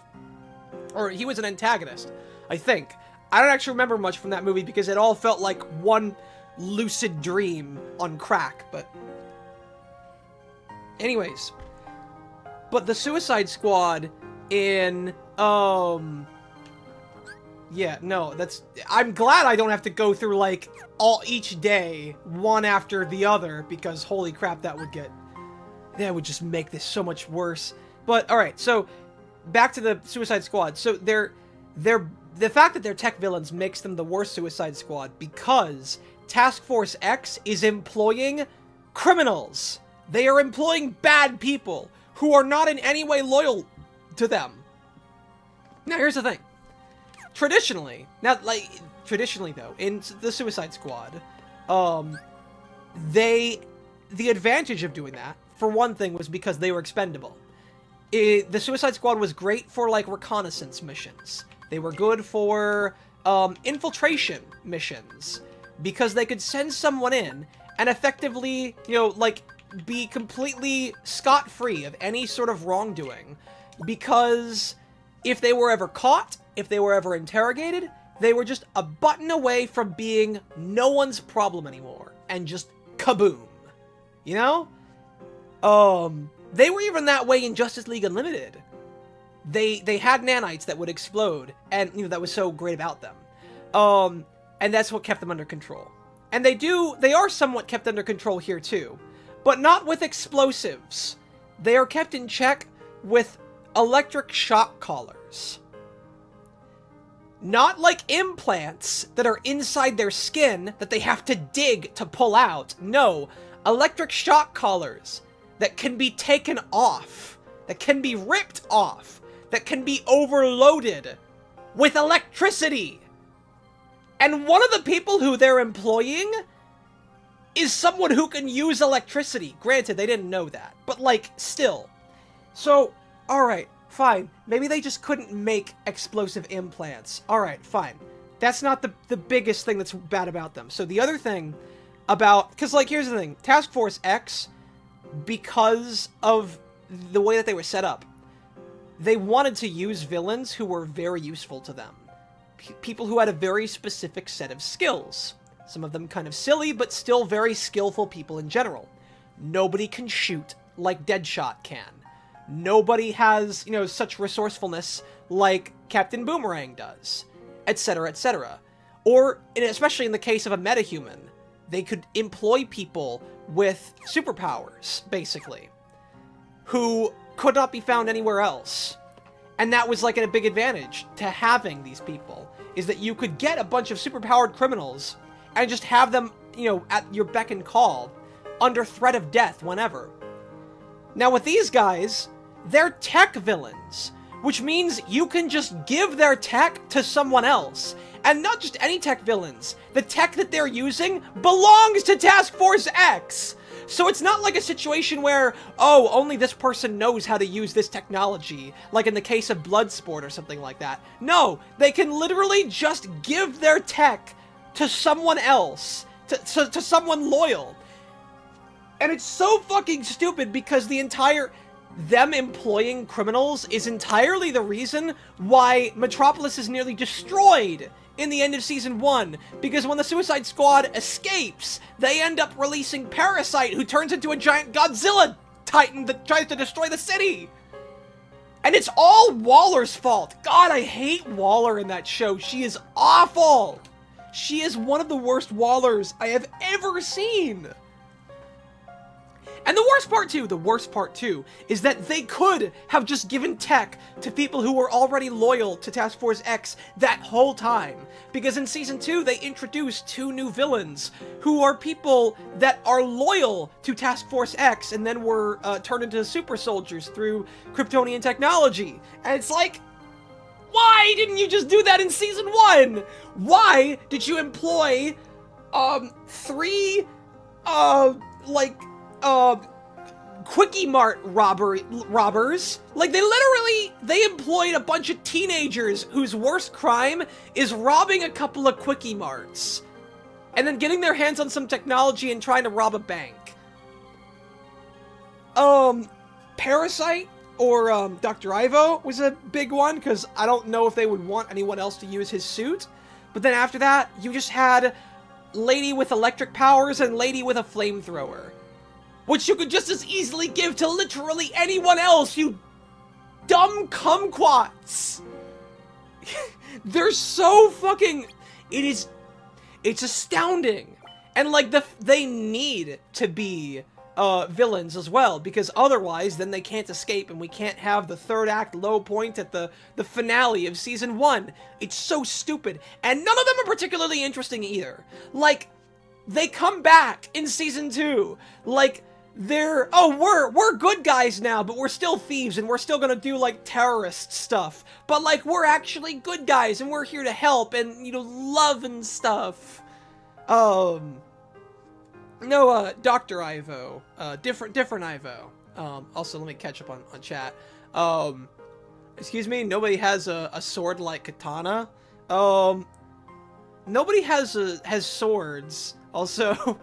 also, please explain to me who Katana is. I'm not familiar. Who is Katana? Whose back does she have? What can she do with that sword of hers? And is it something like mowing a lawn? Should I avoid being killed by her? What, like, does something happen to the souls of her victims when the... God, that was such a fucking stupid ass line. But like, here's the thing: Katana was loyal to the Suicide Squad. She wasn't a criminal. She was just someone who was loyal to Task Force X. And like, that's what you need. If you're gonna have if all you have are tech villains, that's what you need to be doing. You need to be giving this technology to people who will not betray you at the first, like at the drop of a coin. You know? And that's not what they did. Because they're a bunch of fucking idiots. The Suicide Squad, this Task Force X, and Amanda Waller are the worst that I've ever seen in a DC media before, by far.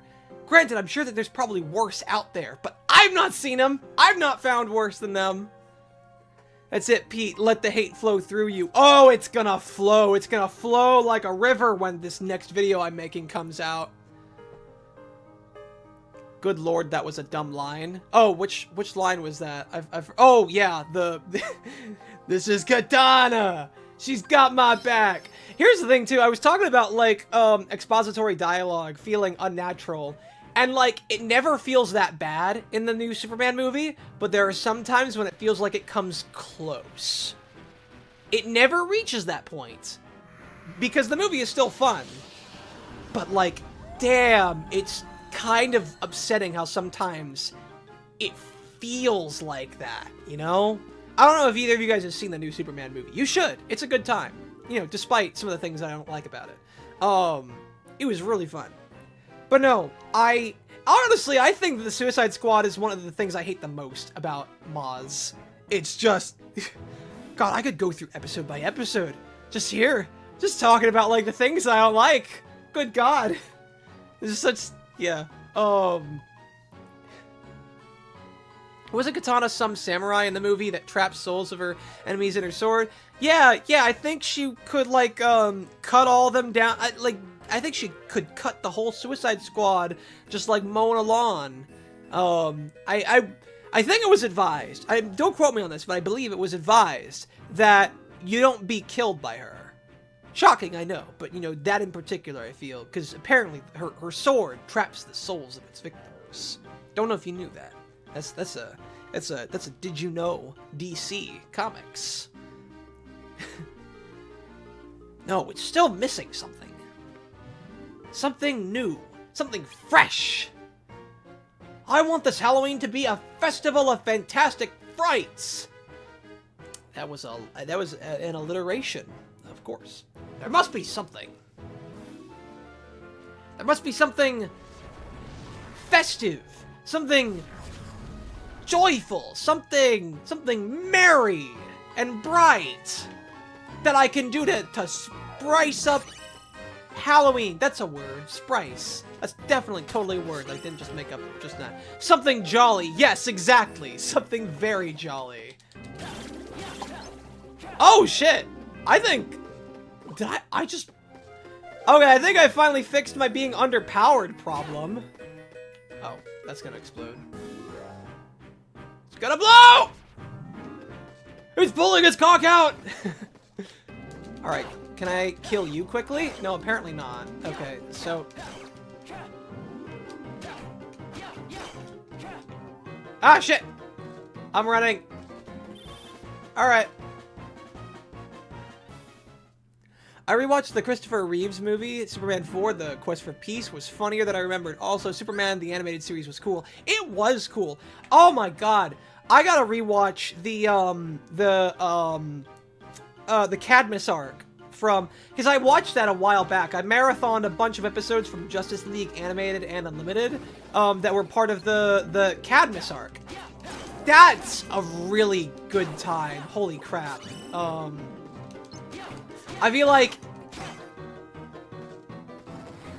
it's how big of a DC fan you are is probably going to be called into question if you've never seen the Cadmus arc for Justice League Unlimited. It's really fun. And like it's part of the like here's the other thing too is that it actually tackles a subject much more tactfully that is covered in Moz. and a lot better than how they did it. You know, what a concept. You know, a series that came out years ago covered something a lot better than My Adventures with Superman.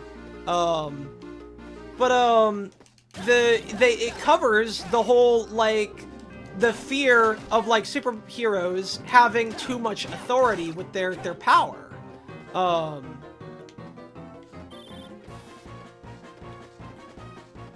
Which is also something that is covered a little bit in the new Superman movie. You know, it's the main thing that everyone thinks about, is that, like, oh, with all the power that Superman has, what if he were evil? Which, I mean, yeah, like, that's something worth thinking about. But, like, the issue is that Superman almost rarely does anything that would make people, you know, think that he is. And a lot of times, it feels more like they are just trying to force conflict than anything, which is kind of how it felt in My Adventures with Superman. Because, like, with Lex Luthor, dude is just a hater. Like, he just hates how inferior he feels compared to Superman. And, like, that's not really who he is in Maz. It feels more like he actually genuinely believes that, like, Superman is a threat, but, like, again, doesn't really have much reason to think as much. And, like, a good portion of the show is trying to actually make you think that there is a legitimate reason for the villains to think that he is, when he's done almost nothing particularly wrong. Like, they even go to the trouble of introducing a goddamn multiverse, where apparently in every other universe, Clark is evil. This, by the way, is brought up in one episode and has not been talked about since. One episode in Season 1, and has never been talked about since, and I am not convinced that they will ever talk about it again in Season 3. Ever. It's so... Oh god, the League of Lois Lanes. That was such a stupid... So, in My Adventures with Superman, there is an episode where another Lois Lane comes to their universe. A bunch of Lois Lanes come to their universe because they're hunting down Clark. And they're trying to eliminate all the Clarks in all the universes because all Clarks are evil, apparently. And so they have formed this multiversal faction called the League of Lois Lanes. Right. So, just to make this clear, it's not, it's not Flash. You know, Barry Allen who breaks multiversal travel. It's not fucking Captain Atom. It's not Mr. Terrific. It's not any number of other, like, incredibly smart. It's not, it's fucking Lois Lane, of all people. It's not even the Justice League. It is Lois Lane. Lois motherfucking Lane figures out about multiversal travel and creates a league comprised of only herself. Also, one of her alternate universe versions is literally just Kairi from Kingdom Hearts. It is literally just Kairi from Kingdom Hearts. Like, she has a Keyblade and everything, and she's wearing Kairi's exact getup too. Like, look this up.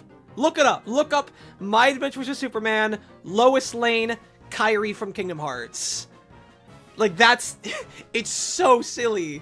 Hello and welcome. Let's collect spiritual organs to commence the Diet Eye of the Moon Plan. Yes!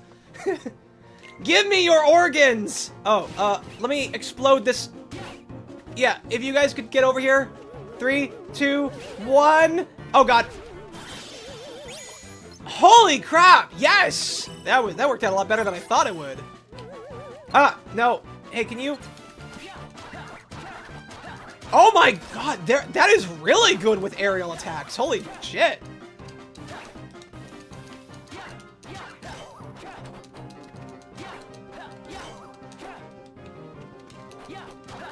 There we go. Oh wow, I am really good with aerial attacks. Okay, this Keyblade is baller. Why haven't I been using this Keyblade before? That's awesome. Alright, mission complete. Okay, so I don't have to do anything else then. Alright, good. So I'm leaving. Is that it? Really? That's it? Like, we just came here, Jack is looking for something new, and we're not gonna find out what exactly it is that he's... Alright. I don't know what... It's why alternate universes shouldn't be in any fiction. It's a mess. I won't say it shouldn't be in any fiction, because... have you seen Everything Everywhere All at Once? Dude, that movie is awesome, and that's a multiverse movie. But, like, yeah, it can be used as a very silly, plot device in a lot of stories, I feel, that just acts as an excuse to be able to... Because here's the thing. Alright, because you can use... Here's a good example of, like, a universe using multiverse to better its story.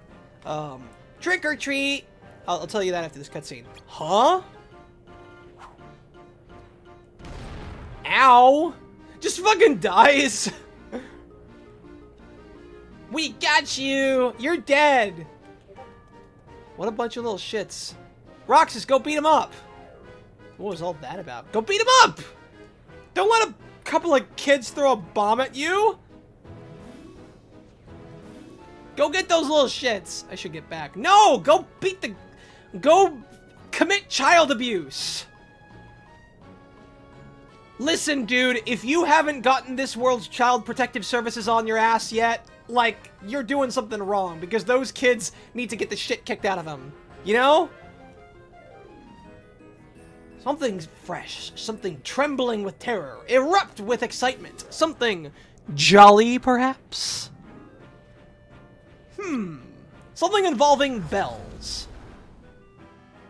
What was that? A swirl of sinister smoke. There 1 minute, then gone. That's never been here before. What are you talking about? That's what the Heartless do all the time. Dot dot dot. Something unfamiliar popping up in a familiar place. Popping. Eureka! Eureka! As the anime weeboos call it. That was fun! Wonder who it was. Don't know, don't care. If we see him again, he'll get another trick. Bunch of little pieces of shit. Hope you get eaten by the Heartless. Huh? What's this thing? Hey, come see! Oh, we're just not even gonna finish that. Okay. Yeah, Pete, but Archie Sonic Comics caused every Tales in every universe. Oh my god, I forgot about that! Dude, the alternate universes in the Archie Sonic comics were crazy, dude. That was something. Hey, Roxas. Axel, you're back. Yep, I just got home. Alright, you gonna tell us what you were doing? I feel like nothing has happened. Like, I feel like a whole bunch of nothing has been happening. Like, in all the Disney worlds, all we're being recapped is stuff that we already know if you've played Kingdom Hearts 1 or 2. Or just seen the movies, for that matter. And, like, almost nothing, like, besides Xion once Xion got her Keyblade back, nothing else of note has really been happening. We get these little flashbacks of, like, Sora's memories, and ooh, isn't that so mysterious? But, like, nothing is happening! I have played this game for 13 hours. When I started this, I had 13 hours on this, and we're probably at, like, how long? We're probably at 15 or 16 hours now. And, like, nothing has happened! I won't say nothing has happened, but, like, the most that has happened is that, Castle Oblivion, Axel nearly dying, but he's actually alive. Xion lost her Keyblade, she got it back. That's it. I do not remember anything else that has happened in this godforsaken... I think Mickey was around at one point, but I just do not remember anything. You've read the Archie Sonic comics? Dude! Oh my god! Sam's Sketchy Stories. So do I have some PeriodicPete lore for you? Literally, the original concept for my channel was intended to be a breakdown of every Sonic comic in order. Not every Archie comic, every Sonic comic. Every officially licensed comic about Sonic the Hedgehog. Or in a Sonic the Hedgehog franchise. And it was supposed to be called the N-Soniclopedia. I think I still have some footage of what was supposed to be my first upload of the original 4 Sonic Archie comics, like the pilot comics. But, yeah, I never ended up doing that. But no, I have read the Archie comics. I've read all of them, dude. I am cursed with knowledge, including Fleetway and IDW. Oh yeah, absolutely. Admittedly, I'm not caught up on IDW. I've kind of fallen off of the IDW comics. But like, yeah, that was the intention, was to talk about all of them. Because I mean, I figured that would have, you know, lasted me for pretty much an entire career of talking about stuff. But like, if I'm being perfectly honest, if I never talked about anything else but Sonic comics, I never would have met Kaiser, and I never would have been a part of Team JYCT, and I never would have met, like, all these other people. I'd probably be hanging out with, like, I mean, like, I guess I would have just, you know, met a bunch of other people who were Sonic fans. But, like, yeah, no, that was how I originally intended to get into YouTube. And the idea is still in the back of my mind, but it's not particularly up there, you know? I'm not even sure if I would really talk about my favorite, oh shit, hold on. Something important came up, hold on. Oh, god damn it, you... Why are you so bad at notifying me about this? Alright, well... Sorry, ignore me. I really shouldn't. Why did I say that? Alright. But no, that's where my career was intended to start. Twilight would be disappointed, or she would be sympathetic. I know that, Raymond, well, I know that Raymond thinks that this game could be redone. And I know Kaiser does not like this game. Granted, I think they both like the story. And here's the thing, I think there are good things about this story. But like, holy shit, there's so much padding! It feels so needlessly long. Like, I want to get to the important parts. I want to get to the parts about Roxas losing his mind and Xion eventually, you know, turning, and then all the other stuff that happens near the end. But we're taking so long, and we're getting, you know, bogged down with all this meandering, pointless nonsense of all these missions that mean nothing in these worlds that mean even less in this game than they do in every other game. Like, at least in every other game, there is some semblance of a story, even if it doesn't pertain to the overall story. There is some semblance of, like, events that you can get kind of invested in, you know, in the context of that world. Here, it's like, I am learning about all the stuff that I already know. Yes, I already know that the beast, you know, was cursed and has to protect the rose because if the last petal falls, it'll be transformed back. I already know this stuff. I mean, granted, there's the, yeah, and then, Jack Skellington, I already know that he's gonna try to, make Christmas and all that kind of stuff. We're not treading on, like, any new ground. You have Phil, who's just doing his thing with the games, and I don't really see anything particularly, you know, interesting happening with Roxas's character there. And the fact that he deliberately avoids interacting with these Disney characters makes it that much more infuriating, because you're avoiding, like, any kind of opportunity for you to be able to, like, it's just... The Disney worlds in every other... Like, at least in Kingdom Hearts 1, you had certain things like, you know, Riku revealing his betrayal in Monstro, and then finding out that Kairi was alive in, on Captain Jack's ship. Then you had, like, Donald and Sora having a falling out in Deep Jungle. There were things that were at least mildly interesting. I'm like, what is even remotely mildly interesting about the stories and the worlds in this game? And it's important that something be at least slightly interested, because you're doing that for so much. Because in between all the stuff that actually matters about Roxas and Xion's story is all of that!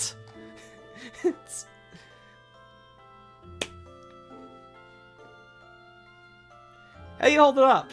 I'm not doing so good, Axel. Where's Xion? She's not here yet. Huh. Oh, like, the other thing. Apparently, Axel went on a return mission to Castle Oblivion. But we have no idea what he did when he was there. I have no idea what he did. I think he took Xion with him too, about something, but I don't think we ever heard about what came of that. It's getting late. And, like, it sucks, too, because Roxas is my favorite character in Kingdom Hearts. He's who I widely consider to be the best-written character in Kingdom Hearts. By a wide margin, too. And, like, his game is just... It's so boring! Anyways, this isn't like her. I mean, that's fair. She was here early the other day.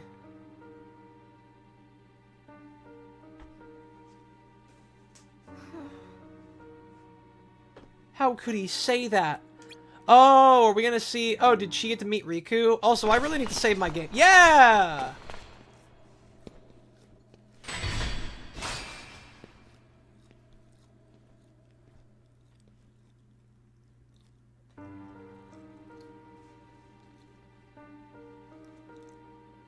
He's wrong. It's not a sham, and neither am I.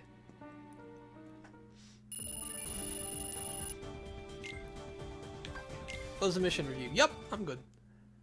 Alright, I really need to save. Fear and hunger. I might play that game sometime. Oh, you guys can't hear the audio, can you? Oh, you're joking! Oh, wait, no. No, you can. Audio is coming through. Yeah, there it is. Okay.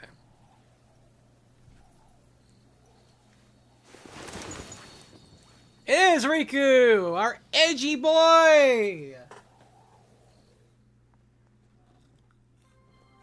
Second only to Cloud, specifically from Kingdom Hearts. Just give me another chance! We can't afford to expend any more chances on you. You were a mistake we never should have made.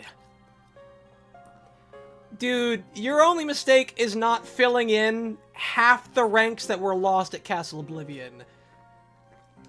Xion?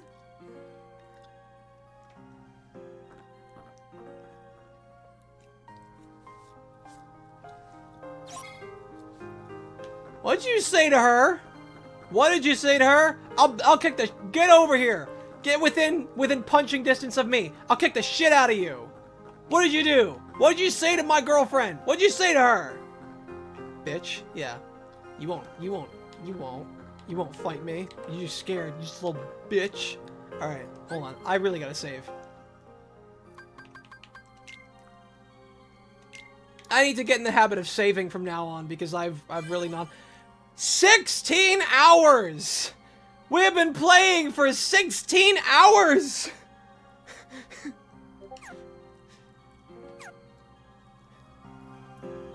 And, like, we're only just now getting into, like, Xion finding out about who she is. This game is so slow! And it wouldn't be if they at least filled in all of the stuff in between the important events with, like, just better stories, better mini-stories in each of the different worlds, you know? It would be so much better. Roxanort. Ugh. It's Roxas Xehanort. 16 hours of fun. Isn't it great? God. I've heard that this game is almost as long as the second game, so I am afraid, I'm terrified that we're gonna be here for like another 5 parts. And I could just skip to the next game, but I don't want to. I want to play all the Kingdom Hearts games. I want to experience all of them, except for Melody of Memory. We're not playing that. And we're not playing the mobile game either. We're not playing... Yeah, no. But like all the other games. And don't ask why, because I will not elaborate. I just want, like, the full Kingdom Hearts experience is all. And, it, like, warts and all. But, like, goddamn, why do I want the full Kingdom Hearts experience?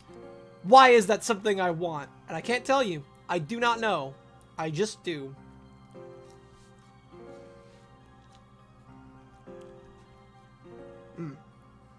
Hold on.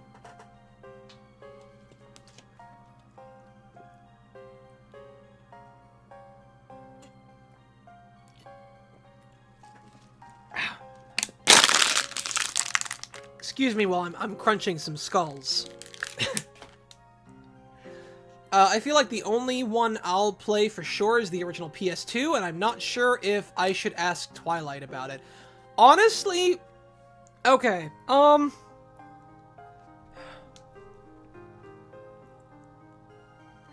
it wouldn't be bad to just pick up, like, because here's the thing.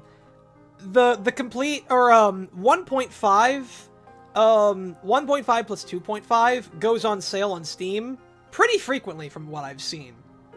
And if all you were interested was just playing the original game, like, you could just pick that up and only ever play the first game. And at least you have the others on there too. I think Kingdom Hearts 2 is also pretty fun. And at some point, I do intend to go back to 2, so I can do the secret bosses and the post-game content, that kind of stuff. Pete the Skull Crusher.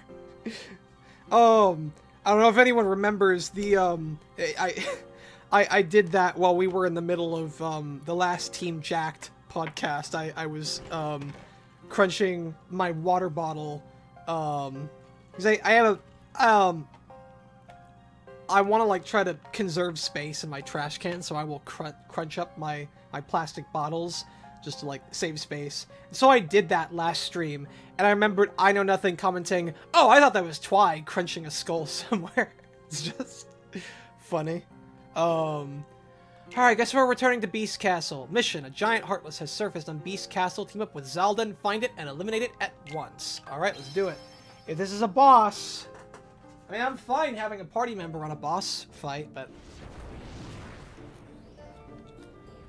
like, here's the thing.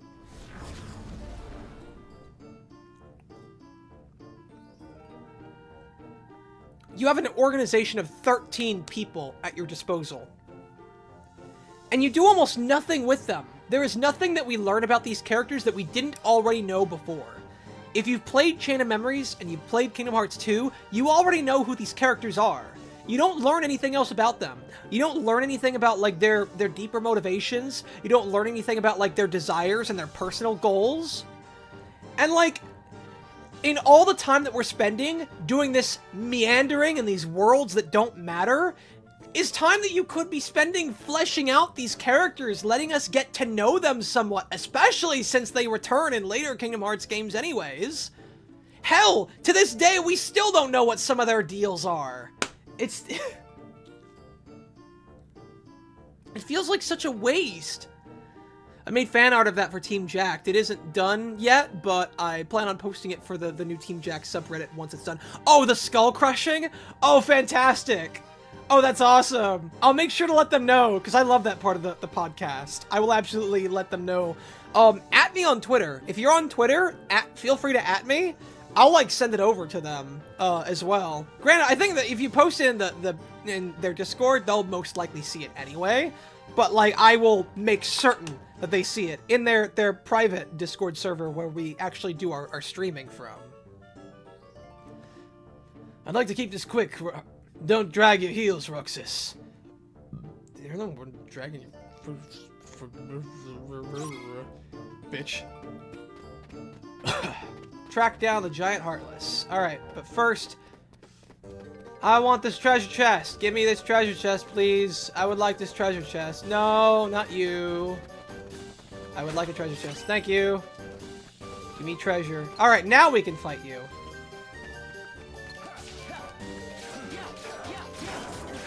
Ah, God. Oh, this is my area of expertise! Wombo combo in midair! Holy crap. I love this Keyblade so much. I have so many aerial attacks. It's crazy. I don't know why I was never using this before. Hell, I posted this Celtic Angry Bird on there, and Celtic loved it. Yeah, dude, we love all the artwork that you guys post. I was so, like, it was so surreal the first time that I saw art of me. I remembered, I went to, like, one of my IRL friends, and I was like, dude, I have fan art! And, like, this was also before I had my new icon with, like, the vest and everything, and they just drew me as, like, just the square with, like, some stick figure arms and legs. It was, Stewardess Pete. with like the little stewardess hat and everything. I forget what like the joke was. It was from one of my first streams, and it was so surreal, and I love it. I love all the stuff that like fan art, like for as little bit, like I maybe have like enough fan art that I can count on both my fingers, both my hands, maybe even only one hand, but like it's so surreal when I see that. Like, I don't remember, Sam, if it was you or if someone else asked me that they wanted to draw Kingdom Hearts characters, or Kingdom Hearts variants of, like, some of us. I don't know if they're still doing that. I don't think that's a thing. But, like, so they drew Kingdom Hearts variants for Raymond, Twi, Critter, and Kaiser. They also offered to draw one for me, I Know Nothing, and I think... I don't remember who else. I think there were a couple other guests that they asked. And I don't know if they're still working on it. But just the fact that, like, I was asked that at all, just... It means something to me, you know? It's very... If you guys ever feel like your, efforts aren't appreciated or something, like, trust me, I appreciate, like, anything. I appreciate every single one of you that, like, shows up. Because it's nice. It is in, like, this obnoxious life that I am living, and, you know, things with my job and just general tomfuckery here and there. It is so reassuring that I have people who I don't even know, or at least not by name. Like, I know you guys. I know a lot of my regulars. Raichi, Titan, all you guys. But, like, the fact that I bring people here on a regular basis and I can just chill with you guys. It is such a surreal feeling that I don't even realize it doesn't feel real, you know? It feels like this is the kind of thing that I was like, you know, when I was in middle school and I see, you know, how big PewDiePie is. Stop killing me, goddammit! And I'm like, oh, that would be cool if I could do this for a living. And granted, I'm still a long ways away from, like, doing YouTube for a living. But, like, the fact that I have any degree of following at all is, you know, it doesn't feel like, it feels like a dream.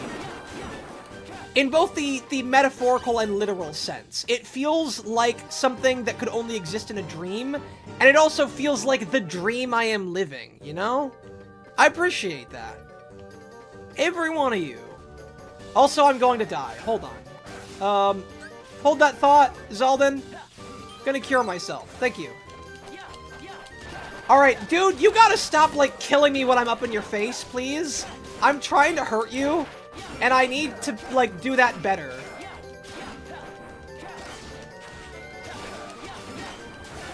Alright.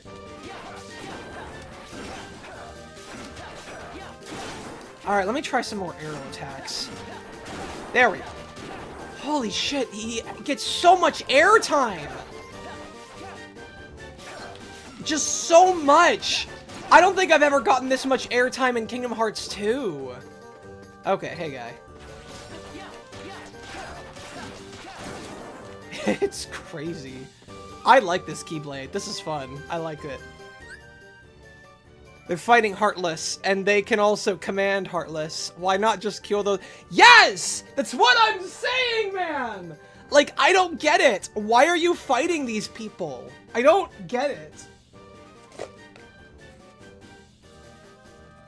I don't understand. Friggin'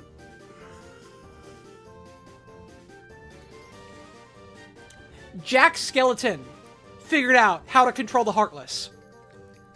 Jack Skeleton figured out how to control the Heartless in a cave with a box of scraps, you know? And the fact that, like, the nobodies, the Organization 13, who apparently knows so much about them, and later goes on to actually control them, has not figured that out yet. I don't know why. Why is that, you ask? Because, the resolution, I don't know, of this game's so slow. Jack Skeleton or Jack Skellington? I think it's Skellington. I just say Skeleton because it's faster. Jack Skellington figured out how to control the Heartless in a cave with a box of scraps! Holy crap, the airtime with this Keyblade, dude! God, I never want to play with another Keyblade ever again! It's so awesome! Oh, shit, I gotta tell you guys about that. So, about the D&D the Pathfinder campaign that we're gonna start on next week. Oh yeah, for those of you who weren't here, I got back from session 0 of the Pathfinder campaign that Raymond is running. Do not tell anyone. Do not tell anyone. Let's keep this just between us. I don't think, and I'm gonna be limiting how much I actually talk about it, but I think Raymond has been trying to keep it hush-hush. He hasn't, he hasn't said that he wants to keep it secret, but I'm just saying. Well, let's keep it between us, just in case. But, he made a Keyblade class. Like, he made an entire custom class just, like, to put, key bearers in his campaign. And you'll never guess who's playing it. You'll never guess who's playing the Keyblade wielder. You will never guess who's playing the class from Kingdom Hearts. Yeah, it's Twi. It's Twi, in case that wasn't obvious. Twi is the... God damn it, stop! Alright, hold on. Cure. Cure! Alright. Yeah, you get him, Zalden. Alright, fine. I'll get him. Oh, god damn it. Zalden, what are you even good for? There we go. See, Zalden, this is how you do it. This is how you do it. Oh, god, stop poisoning me. Asshole. I think these are some of the most annoying Heartless I've ever seen.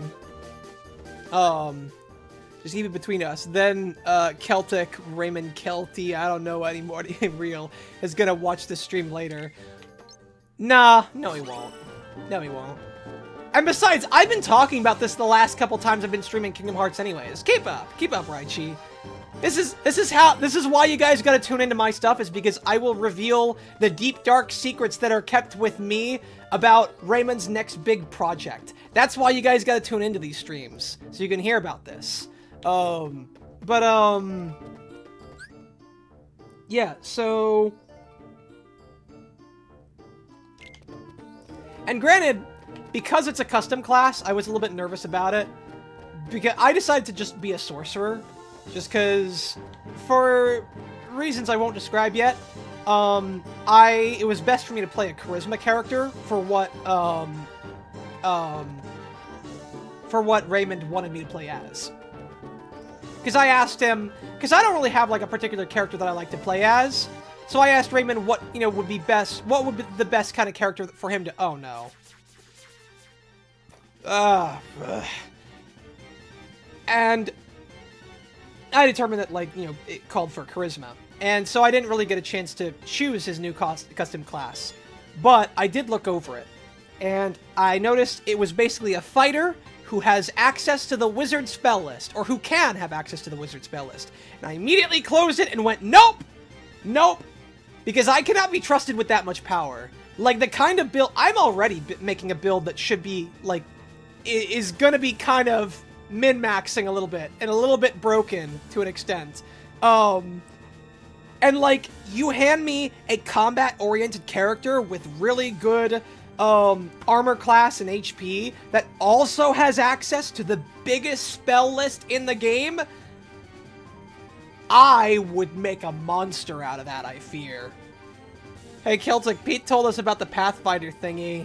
Don't... 1 week! 1 week, okay? 1 week, and then you could talk about it. Because next Saturday is when our first session is. Next Saturday. And it's gonna be right before these streams. It's gonna be about, I want to say maybe 3 or 4 hours before my usual streams start. But, like, we will be playing Pathfinder on Saturdays, starting next weekend.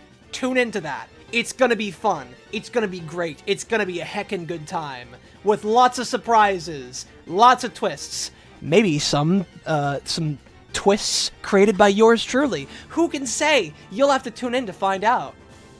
Weaklings, come Roxas, we'll end this here.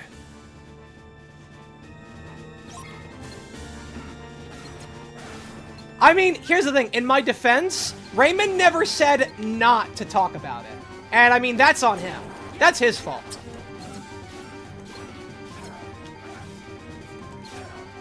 And he did mention it in his most recent update video. He did mention a new project that he was planning for Saturdays. He just didn't say what it was. Alright. Is this the big... Okay, I'm hoping that this is just the boss and not the prelude to the actual boss. Oh, god damn it. Stop going into the ground, you asshole! Alright.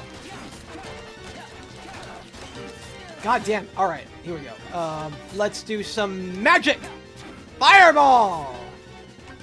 Fire again! God, fire is powerful. Magic in general is just really powerful. Fire again! Yes! Hey, you're promoting it, consider it free advertising. Well, yeah, but the thing is that, like, because Raymond also did talk about it, but he didn't say that it was a Pathfinder campaign. In his most recent update video, he did say that he was going to plan on new Saturday streams. And you can check his video for the exact time. It's still going to be, you know, like, a couple hours before these streams, but, like, if you want an exact time, you can check out, you know, that. He just didn't say what it was. So I'm not quite sure if he wants me to be talking about it. But, again, he didn't tell me not to talk about it. So, he didn't really stress any degree of secrecy. So here I am, talking about it. But, like, in case he maybe wanted it to be secret, maybe keep it on the down low. Also, Pete, sorry for leaving, on your last stream. I watched with, Free Run on Musasia that day. Just gave it a shot. No, dude, do not worry. You guys are not obligated to watch these streams. I appreciate that you guys return at all, alright? If you guys got, like, something else that you want to do, and you don't want to, you know, be watching me lose my mind at Kingdom Hearts, it does not offend me in the slightest. These streams are so that I can have a chance to unwind, because I don't get any other chance to play video games and such. Too many other times I am recovering from work, or I'm preparing for when I leave for DC to go hang out with Kaiser, or I am working on a video. And I don't get enough time to... Like, having these streams is a good excuse for me to actually sit down and, you know, play something, basically. Or I'm out living a life. That's also a thing. You guys are an added bonus. You guys are a great added bonus. But, like, you do not have to be sorry for not being here. You're not streaming Kingdom Hearts last time, though. Potato, okay? Here's the thing. Like, I enjoy talking, and that's the other thing. I enjoyed talking with my two best friends about, like, the two guys who... Two friends of mine that know the most about Warhammer than anyone that I know. And, you know, again, it's just, my point is, don't feel sorry because you can't be here or because you wanted to do something else. You know? This is... I am not entitled to your viewership. You know? It is a bonus. I am privileged to have your viewership. I am not entitled to it. And because of that, me not having your viewership is not a wrongdoing. It is not bad, and therefore you have nothing to apologize for. And I'm being serious when I say that, you know? I appreciate that, you know, you feel that way, but also don't feel like you have to. Really. I am glad that you guys return at all. Really. I'm truly thankful for that. But, like, if you got other stuff, it's, trust me, I'm fine. Don't worry. Don't worry about it, dude. Enough dallying. We wasted enough time here as it is. Let's find our target and be done with it.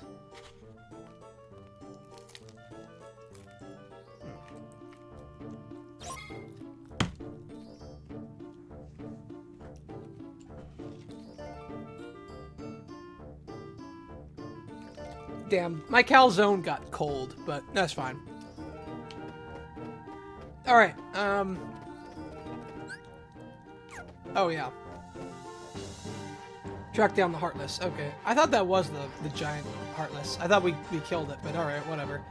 I'm guessing that it'll be out in the big courtyard. Oh wait, no, I can't get out in the courtyard. God, this Keyblade is awesome! Why wasn't I using this one before? It's crazy powerful.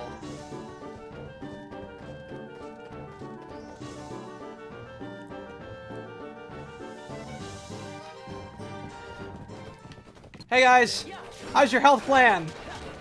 That is one fan-fucking-tastic health plan, you know?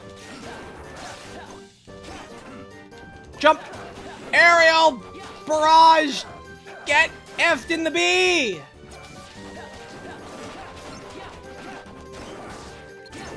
Zoldan, thank you for being competent. You know? Alright. Get beat! And not in the fun way!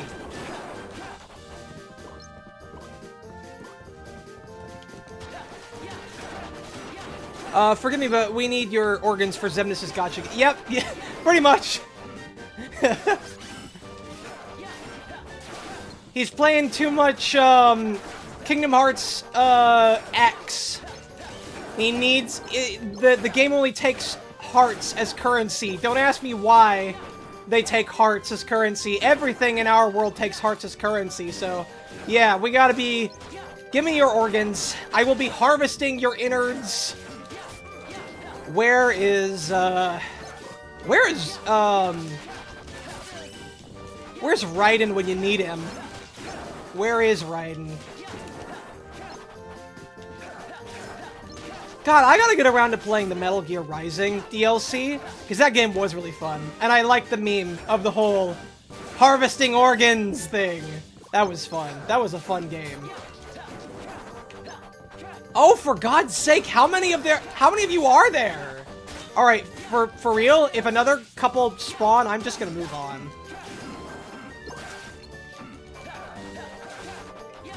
God, Roxas just has so much airtime, it's crazy. Oh,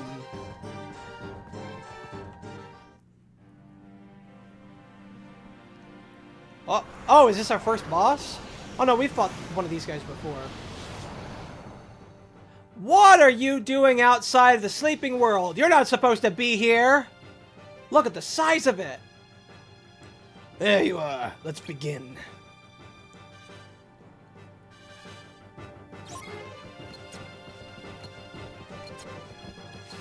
Okay, I can't see where I'm oh, I'm targeting his hand. Okay. Alright, get your ass over here. Get your hand over here. Oh, for God's sake. No, I wanted to target the hand. There, that hand. I'm fine with that hand. I hate the targeting system in this game. I understand why it's the way that it is, but it doesn't... I don't like it anymore, despite, like, the excuses. I understand that, like, this was a DS game, so of course it had to, you know, have a... There weren't a lot of options as far as camera goes, but it doesn't mean I like it anymore. Oh, shit. I think those are lock-on... Yeah, those are. Yeah! God damn it! Yeah! Alright. I can dodge these. Oh, wow, that's a lot.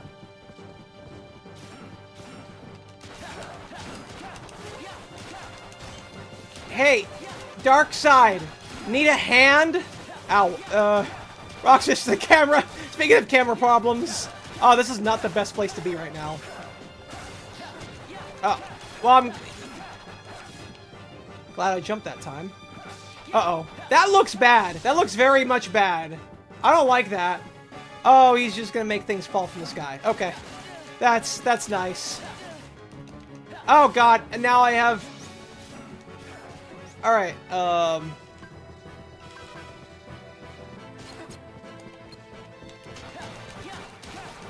I'm glad it shares one health bar, though, because holy crap, could you imagine having to, like, go through 7 health bars for both his hands?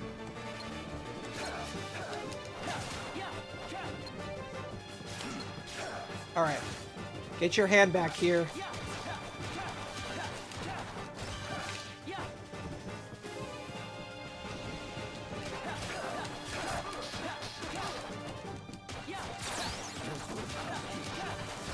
Darkseid is that thing's name, right? Is it gonna fire Dark Omega Beams? God, I hope not! It better not, because otherwise I'm in trouble. I mean, he does fire these little homing spheres, but, like, they're nowhere near as accurate as the Omega Beams.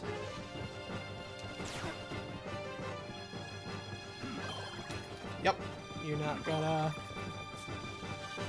Ah! Yeah!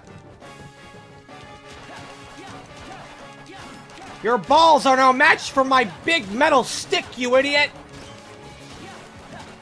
Just gonna keep hitting him. It gets very repetitious, unfortunately. Alright, hold on. Oh, God. I'm glad I jumped there. Oh, shit. Alright, yeah. The more balls from the sky. He really doesn't deal very much damage, either. Ah! Alright.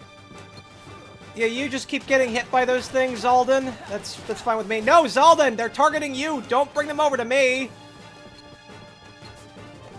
Can I attack his feet? No, I can't. I can attack the Heartless that's at his foot. Alright. I probably could be using some magic. In fact, let me use some magic. Fire! Ice! Zaldin, like, pull it together, man. You gotta do better than this. I know you can do better than this. Blizzard! Blizzard! All the blizzards! Oh, God. And more homing spheres. Alright, I gotta dodge these. Hold on. God damn it. Alright, you done? No, you got 2 more. Alright, any more? Then there's the 4. Gotcha. Alright. Honestly, speaking of Darkseid, like, for as much as James Gunn put in the new Superman movie, I'm glad that he had the restraint not to, like, you know, throw in a Thanos-level threat like Darkseid in that movie, or even hint at one, really. Like, even the after credits were just like these fun little, oh yeah, by the way, Supergirl's in this universe. Thanks for watching my dog, bitch! That's actually what happened at the end of the movie, by the way. Like, Clark was just watching Crypto for the whole movie, and Crypto apparently belongs to his cousin, and she just showed up at the end because she likes to go partying on other planets. I'm not sure if I like that aspect of her character, but, like, we'll have to see how it develops in, like, later films. And I'm glad that, from what I've heard, that movie is doing pretty good right now. Also, its frame rate! I remembered now! Does it even have balls? Oh yeah, it has lots of balls! It likes to shoot them at me.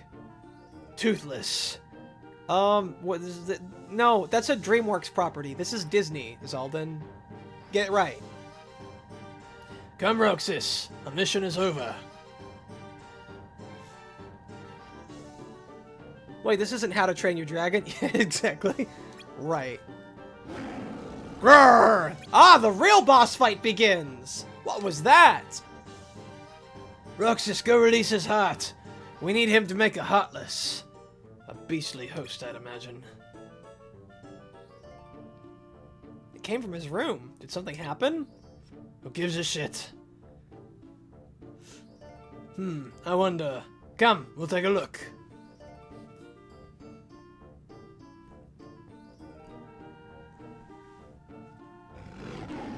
Grrr! That was not my best. I'm sorry. It's hard for me to do, like, gravelly voices. Zaldin's voice has slowly been chipping away at my throat. The last rose petal is about to fall. When it does, I'll lose. No, I can't bear it. I don't even want to think about it. I can't. My throat. Ow. The rose? How fascinating. Then his beastly form must be tied to it somehow. Yes! We know! We know! This isn't a revelation! Like, yeah, you guys don't know, but the player knows! I played Kingdom Hearts 1 and 2! I know this! I'm just...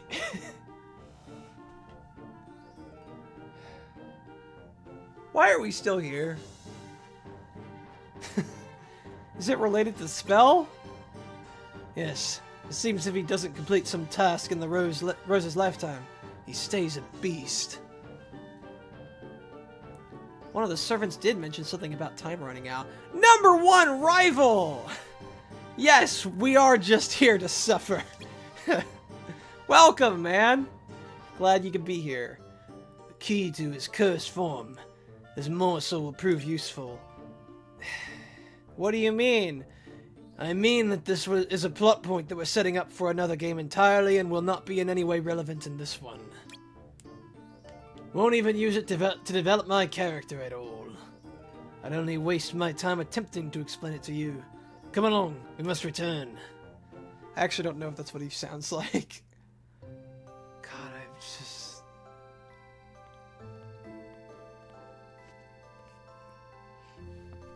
You done standing over there ominously, Axel? Where's Xion?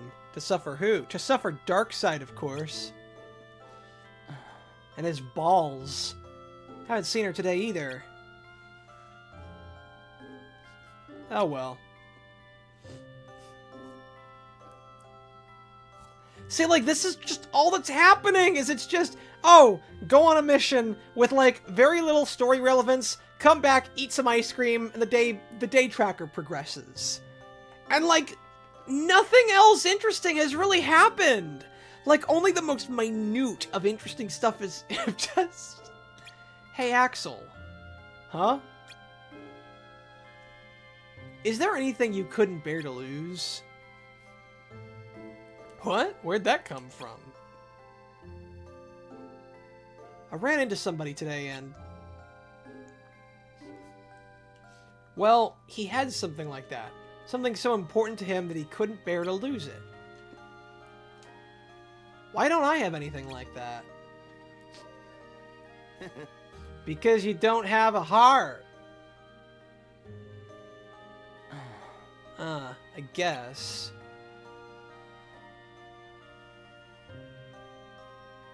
But Demix doesn't have a heart. I thought he'd get upset if you took his sitar away. Well, that's because the rules of nobodies don't make any sense. True, but I don't think that's quite the same. Oh yeah, in what way? I guess the closest things we nobodies have got is our past.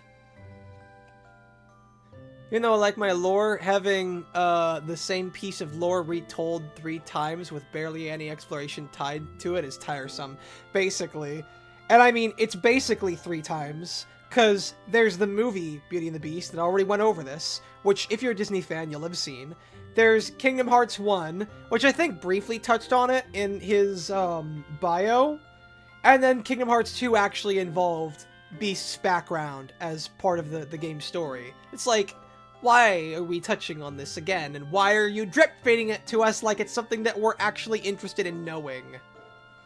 You know, memories of the stuff we couldn't bear to lose back when we couldn't bear to lose it. Oh, too bad I don't remember my past. Okay, so is there anything that you couldn't bear to lose? That, you know, you couldn't, back when you couldn't bear to lose it? Well, what was your present? What about your present? Huh? You've got memories here in the organization, right? Well, yeah, but most of you guys are two-dimensional dickheads. Yeah. Yeah, I mean, I'd be feeling the same way. Most of these guys are assholes with no degree of interest to them, or intrigue. I do, don't I? Couldn't bear to lose my memories of you or Xion.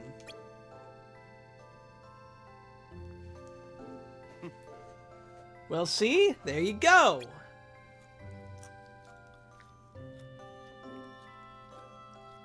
Everybody's got something that they want to hang on to. It's scary to think I could lose you guys. Scary? Scary's a feeling, man. Yeah, kind of like maybe you should be questioning your entire existence. Yeah, I know I can't feel, but it's still a scary thought. Yeah, this should be your first indication that you guys may not lack hearts after all. A thought then, but not a feeling. No, I think you need to be able to feel scared to have scary thoughts. I don't think you can have scary thoughts if you can't feel scared. To give Kingdom Hearts some credit, I know, or at least think, that they're trying to connect the films to the inner exploration of Sora and Roxas, though it feels a bit long-winded and minimal, maybe due to the pace. Yeah, that's what I've heard, is that, from what I understand, the movie version of this tries to cut down on a lot of the fluff and boil it down to mostly just, from what I understand, a lot of the cutscenes and stuff that they added in the Days movies is in this emulator. It's in this MelonMix. So those should still show up here. But my god, it takes such a long time to get to any of them. You know? Are you sure? Yes, I'm sure, Roxas. It is a slog. Maybe you just remembered what it's like to feel scared and think you're feeling it now. Yeah, I'm sure that's all it is, Axel. Definitely nothing else of malicious intent, certainly not involving gaslighting on behalf of your boss.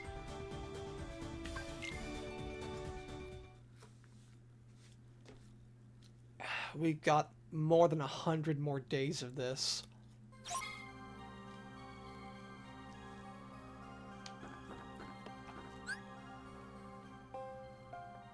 Alright. Anything I can upgrade? I got more fire. That's cool. I could probably... Oh, it's a fire! Oh, that's even better. Here, let me, I could probably replace one of my blizzards with that. Ooh, actually, I got a better idea.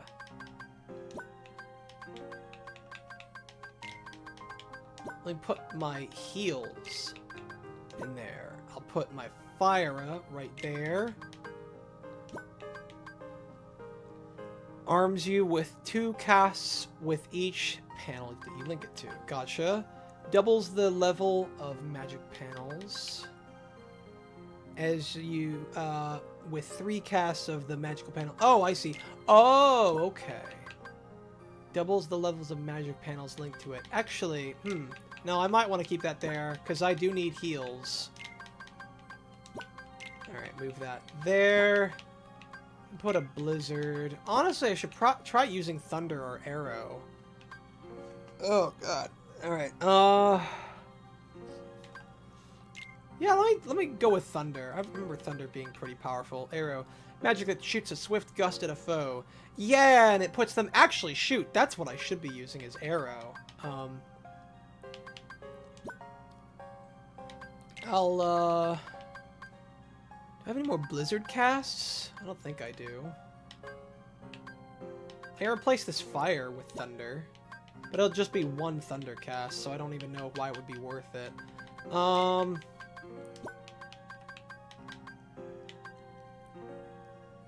you with 3 casts of each magical panel you link to. Yeah, I think this is fine. I will get great usage out of that. Alright, and then... drop that other fire down there. I don't know. It's hard for me to stay awake when just so little is happening in this game. And I'm not usually someone who really cares much about the story. I love the Kingdom Hearts games just off of gameplay alone, but there's something about just how repetitious it feels, and how little there is in the narrative to really, like, make up with it. Firaga, but it healed the enemy. What? No, not Firaga!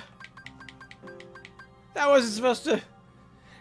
That's happened to me before, where I'm, like, hitting an elemental enemy, and I hit them with their element, and it heals them. I'm like, that's not good! Alright, I think... Ooh, can I level up my inventory? Do you have any more backpack space expanders? Excuse me. Can I make any?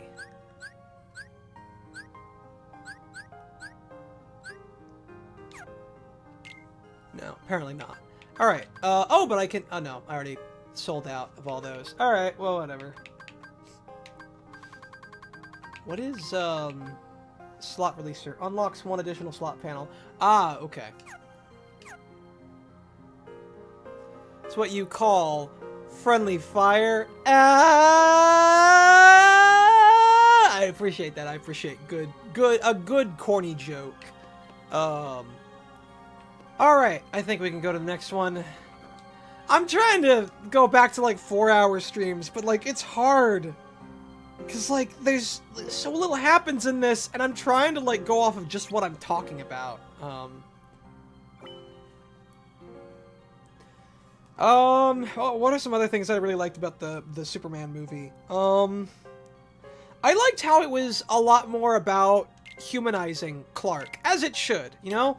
I feel like, especially after Zack, you know, built so much of his, Superman off of being this almost godlike figure, it's good to have a live-action Superman that is much more down-to-earth, and is meant to feel more human. And, like, the whole point of his story is about being human.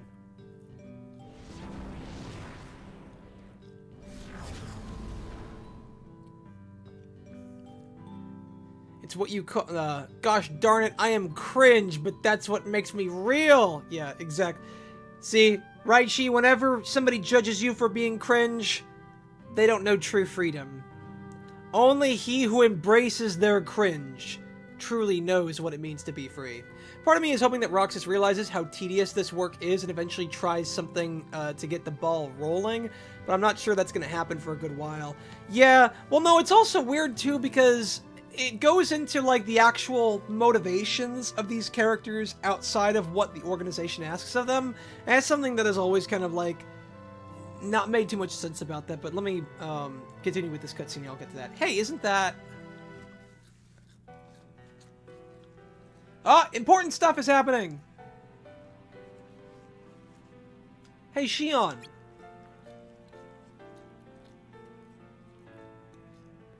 Roxas! Roxas! Don't you have a mission? Fuck the mission! Yeah, they sent me here today. Really? Me too.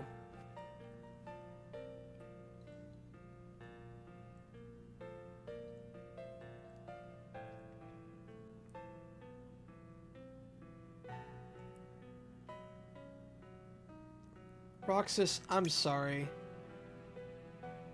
Look out, Roxas! She's gonna kill you!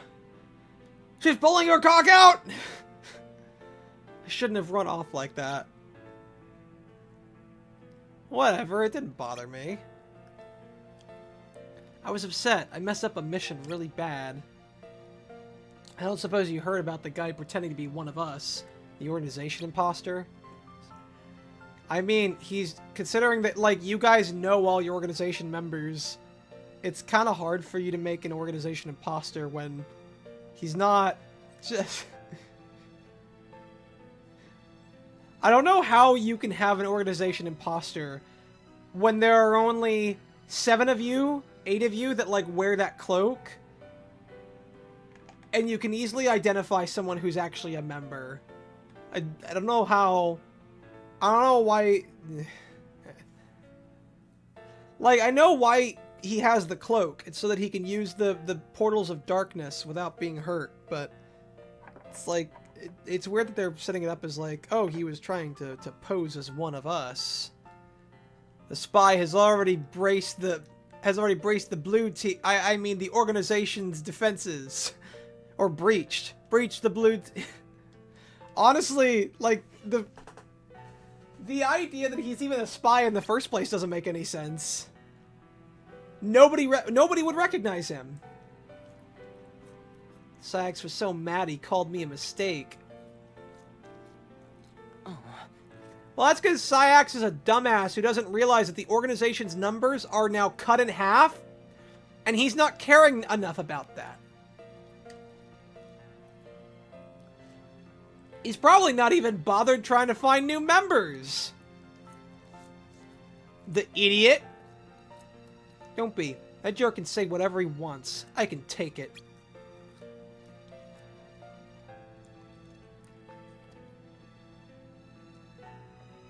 Hey, Xion, why don't we work together today? Huh? How? What do you mean, how? We beat up Heartless together.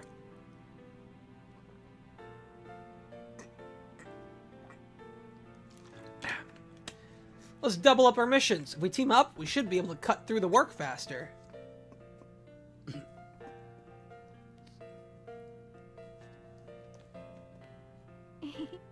Well, okay. Maybe we'll finish early and have more time for ice cream. Completely destroy our teeth with salty, sugary goodness. Yeah, so, but like, here's the thing, is that to imply that Roxas or anyone would ever kind of get sick and fed up of all the stuff that they're doing would imply that they have any motivations outside of whatever the organization asks them. And I mean, while that is true, 2 organization members have demonstrated that they have motivations outside of what the organization wants. Nobody else seems to have any motive whatsoever outside of that. And it's part of the reason why so many of the organization members are just so flat and two-dimensional. Is because it's like, why does anyone else want to get their heart back? Like, I'm not pretending like that isn't something that, you know, they would have, because of course they would, but what do they want to do with the heart once they have it, you know? What does Zalden want with a heart? What does, Marluxia want with a heart? What, does Xigbar want with a heart? Well, Xigbar doesn't even want a heart. He wants something, because he's the, he's Lushu, as it turns out. He's the Master of Masters' apprentice. But like, you know, we don't get to know any of this other stuff. And it's not like this is, you know, having a heart is just something that is so universally held by all nobodies that like, oh, it can't possibly have any other motivation because it's just that good. No, you, like, 2 of the first organization members that you meet in Kingdom Hearts are Larxene and Marluxia. Actually, yeah, no, Marluxia doesn't want a heart. I don't know why I said his name. But, like, those 2, they don't really seem to care about completing the organization's goals because they just want power. They want to take over the organization. And even if they want to accomplish the organization's goals, but just on their own, clearly, like, that's not their biggest priority. Because if it was, they wouldn't feel any need to betray them. Also, what's with the crown thing? Why am I suddenly number 2? Oh, so I think that's based on how much you comment. So I think Titan Executioner has been commenting more than you, and so that's why he's now number 1. I don't get it. I don't know what it is. Why are these guys so huge? Oh, that's how you dash. I was trying to figure out how you do that.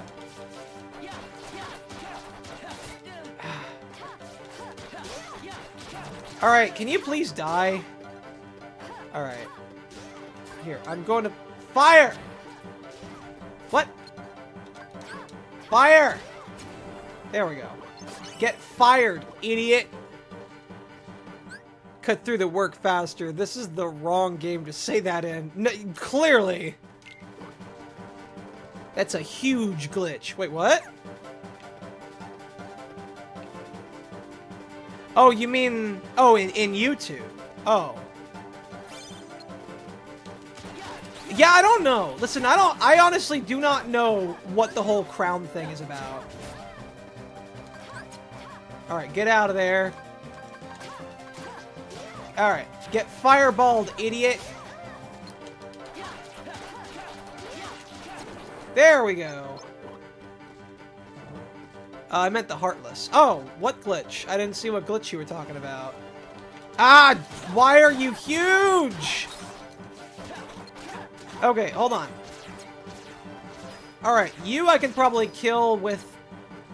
Actually, no, I'll save the fire in case I need it. Fire! Oh god. Run! Run, Roxas!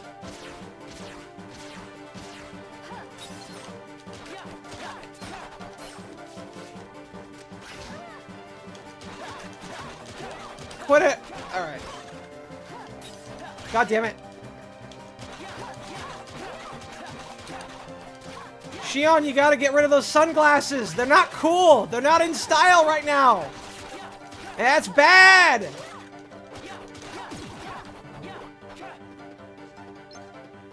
Another huge glitch. I said it because no cursing in the chat, Pete, good sir. What? How many hearts does that giant Heartless have? Oh, I wasn't keeping track. I just kill whatever Heartless. Oh, wait a minute. Oh, I only have 22 hearts. Oh, you're right.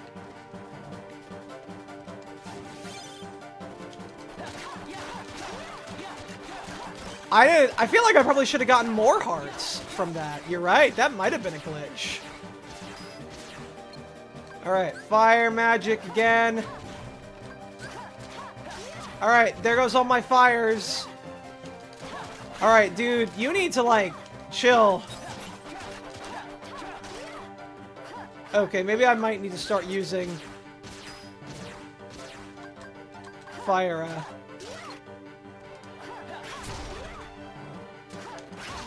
Oh, God! Oh, God! There we go. Ow, damn it.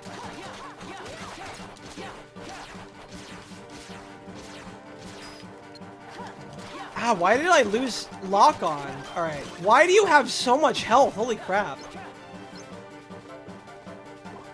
Interesting. Huh. So did I lose all my hearts from the other Heartless? That might have been a glitch. You flip the switch. Dingo Dine! Throw the switch! What did you do now, you blithering idiot? Yep, too late indeed. Alright. What am I doing this mission? Oh, execute a double mission. What? Well, I mean, I'm collecting these things, I guess.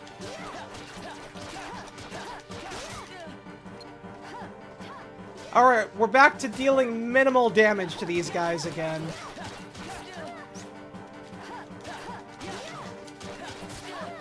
Ow.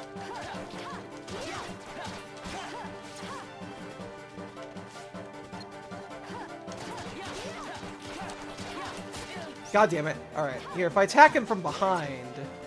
Oh, stop going underground, please.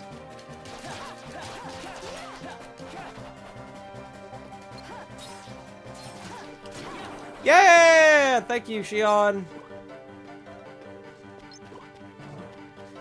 that's kind of the thing that I wish... Because, like, 358 Days has such potential for really good character work. You know? All you would really need is just, like, have a bunch of mini-arcs about all the different organization members. Let us get to know them. What are their motivations? What are their goals? What are their fears? What are their desires? What are, you know, let me get to know them. And I still barely really know anything about them. Even several games later, I barely know anything about them. Oh, God. Alright, if I can get around behind you, thank you. No, other way. God damn it. Oh, alright, that's a bug. That's very glitchy. Can you turn around, mister? I'm trying to get behind you, so you don't attack me. Oh, for God's sake.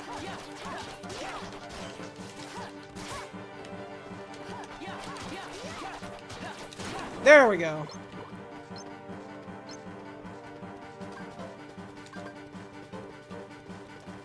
I think something else I was maybe not so much disappointed. Well, I guess I was a little bit disappointed in the new Superman movie was the theme song.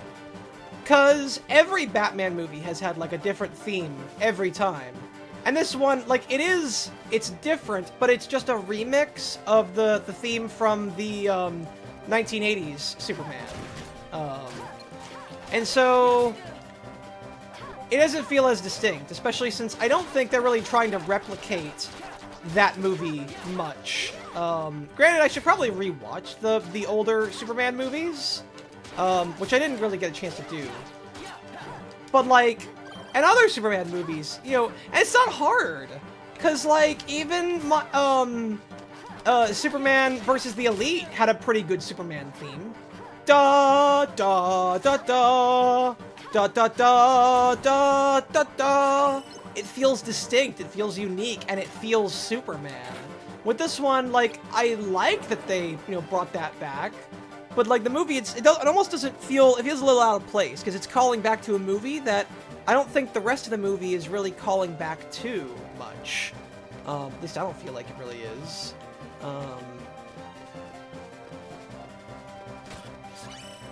It's still a lot of fun to be had with it, at least. Now imagine Ruby's Grim to be this hard to kill. Oh, God.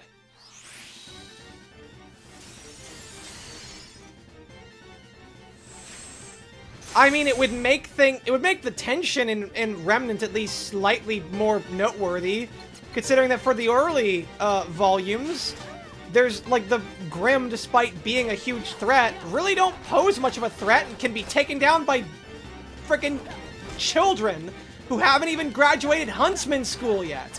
Oh, come on, get down here, you asshole. Get down here! Thank you. No, asshole! God damn it. Yeah, like that. Thank you. Oh, God.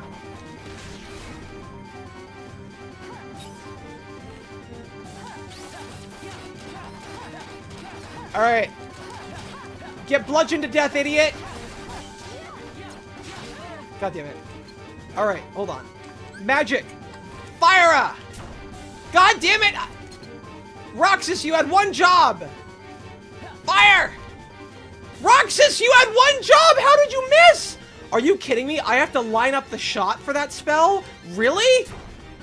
What? It doesn't lock on?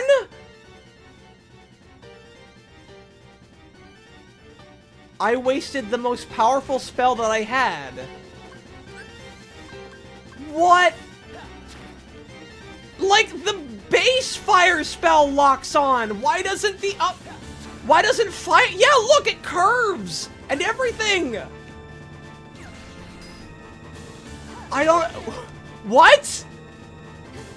Hey, sorry for joining the stream late. I was dealing with some stuff. Dude, do not apologize. We just went over this. I know you weren't here when we went over this, but do not apologize because you have more important stuff to deal with. Do not worry, Kai Zero. Also, welcome, Kai Zero. Glad to have you.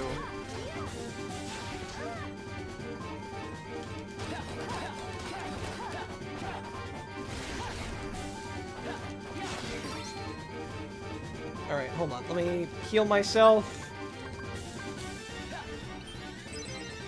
That was an okay cure. I can do better, though. Alright. Wah!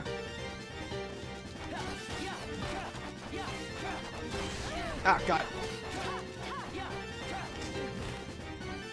Ah, God damn it. This guy is dealing a lot of damage. Alright, hold on. Oh, fuck. There! Get sticked!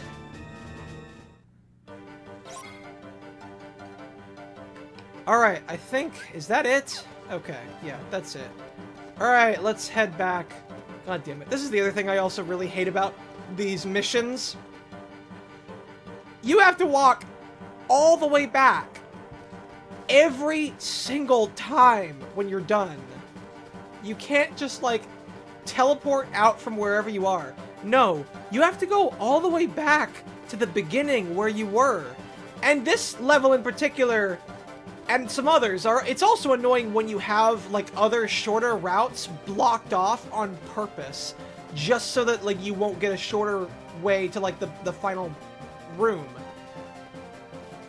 And I don't get why they're still there by the end. Have any of you heard of Uma Musume? It sounds familiar, but I'm not familiar with it. Do enlighten us. What is the lore of Uma Musume? Is that a gacha game? Is that an anime? Is that one of them weeaboo shows? Turn to Castle, yeah.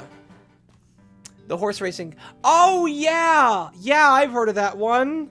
God, okay, so earlier today when I was in the session 0, when I was talking about the Pathfinder campaign with Raymond and everyone else, I Know Nothing was talking about a friend of his who apparently spent, like, upwards of $1,000 on that game. $1,000! I'm like, your friend has a problem, dude. Cause, like, holy shit. I don't get it. Like, it's just a game where you watch racing horses, right? Or racing horse waifus, I guess. I'm not, like, that one looks interesting compared to most other gacha games. But I'm always nervous about gacha games because of the gacha aspect of it. Who the fuck spends $1,000 on a gacha game? Dude, like, real talk, there are some people with some really bad addictions to mobile games. Really bad. Like, I'm talking financial deficit bad. Like, just absolute, like, playing themselves into debt with every hour of playtime kind of bad. It's a problem. It's a problem. And the fact is, it sucks because not only is it prolific in, like, gaming, not even just in video games, because to an extent, I would describe trading card games as gacha to an extent.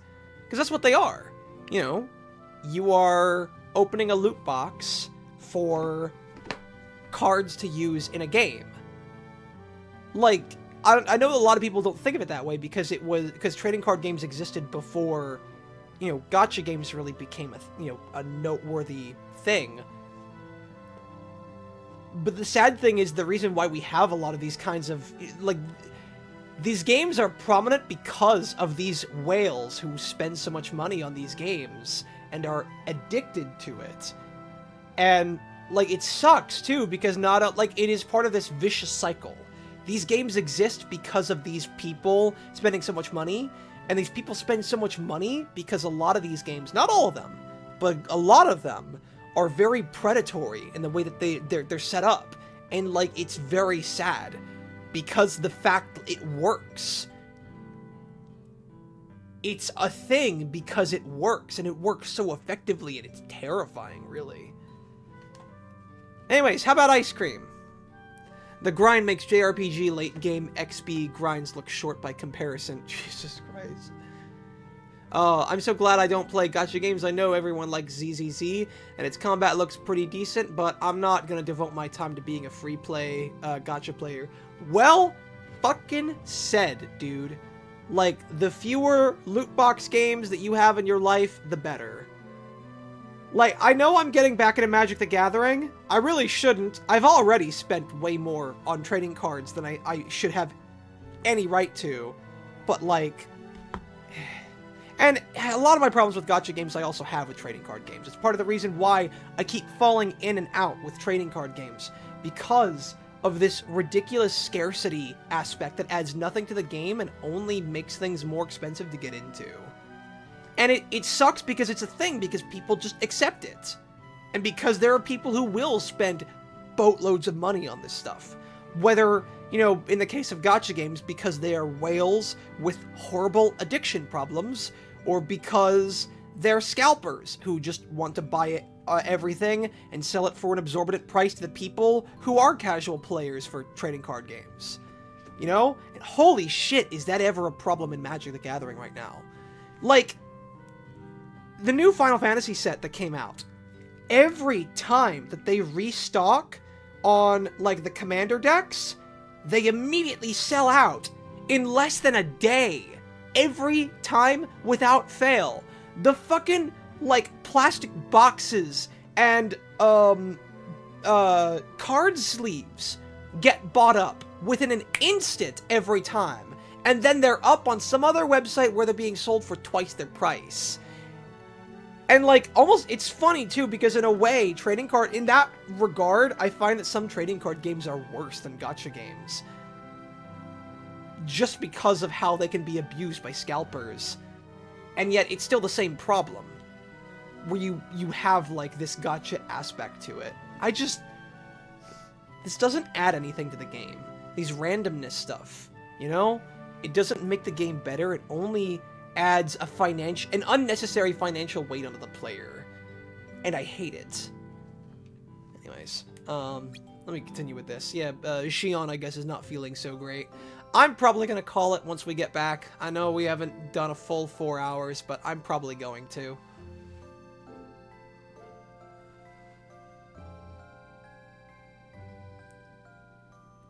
Wonder where Axel is. Guess we got a little work. Guess we got the work done a little too fast, huh? Not fast enough, because I'm probably up to 17 hours in this game, and probably not even at the halfway point.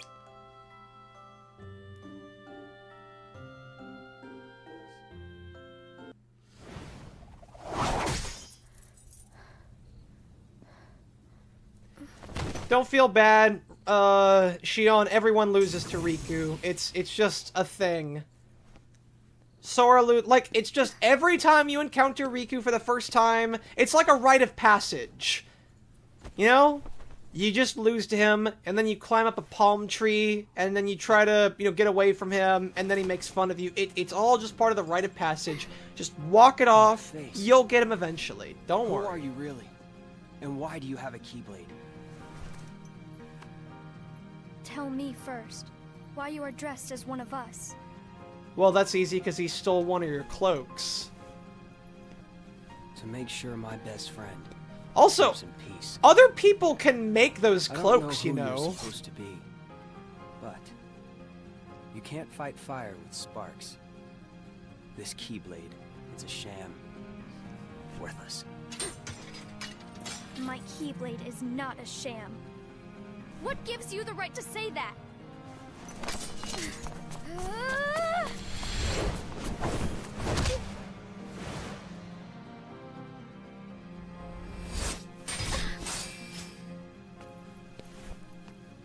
Yeah, Xion, you're not gonna beat Riku. I'm sorry. Trust me, those guys are bad news. You're fighting Satoru Riku, Xion. Yeah, man, Why? you just gotta, You're like... the real sham.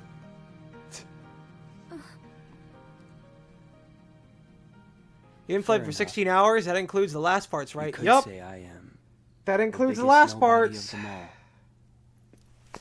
Like, that's what the time says. Like, once we get back to the, once I get a chance to save my game, I will show you. It says 16 hours.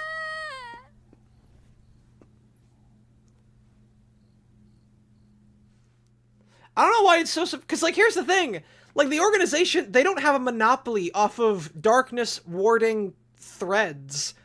Like, Ansem, I assume, made that, which is crazy, the fact that you can just make clothes that allow you to travel through the corridors of darkness. They allow you to travel to hell! That's crazy that you can just make those, and I want to know, like, where the ingredient, or, like, where the instruction manual to make one of those is, because that's revolutionary! That is the way, like, that is how you unite the worlds. It's just... What? Why wouldn't you want more of those? I mean, he's wearing a blindfold like Gojo. He also has white hair like Gojo, and he has blue eyes like Gojo. No. Gojo is wearing a blindfold like Riku. He also has white hair like Riku, and he has blue eyes like Riku. I am pretty sure that Kingdom Hearts 2 came first. Let me check. I'm almost certain. Let's see. There's no way that Jujutsu Kaisen was written that long ago. Jujutsu Kaisen publication date. Yeah, 2018. Yeah, Kingdom Hearts 2 came first. Gojo is hot, but Sukuna is hotter, to be honest. You know what? I can't disagree with you. You're not wrong. You're not wrong, Kai Zero. Xion? Hey, Xion. He's not quite my type, but he's close. What's the matter with you today? Oh, I just feel like having flashbacks with my spiky Shoes, Jesus. You can poke someone's eye. Do you have blades on your shoes? Like, look at the outlines of the tips of her shoes. That's a blade. Look at that. You just have swords on your feet. What the hell? Sorry, my mind's on other things. Roxas, why are we doing all this? Working for the organization. That's what I want to know! I'd like to know why everyone's working for the organization. I'd like to get to know some of the organization members a little bit more, but I guess I can't, because that's just not important enough. No, we have to retread more stupid Disney worlds that are even worse than the ones we've already done. PTSD flashback, Xion, basically. What do you mean, why? So we can get hearts of our own, right? Why?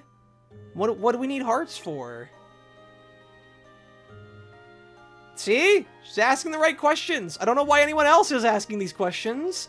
Like, really think about this. What if Zaldan was asked this question? How would he answer? You know? How would, Luxord answer? How would, how would Syax answer? I don't know, because I don't know anything about these characters. But I figure once we have them, we'll be in a better position to judge. Right? Maybe.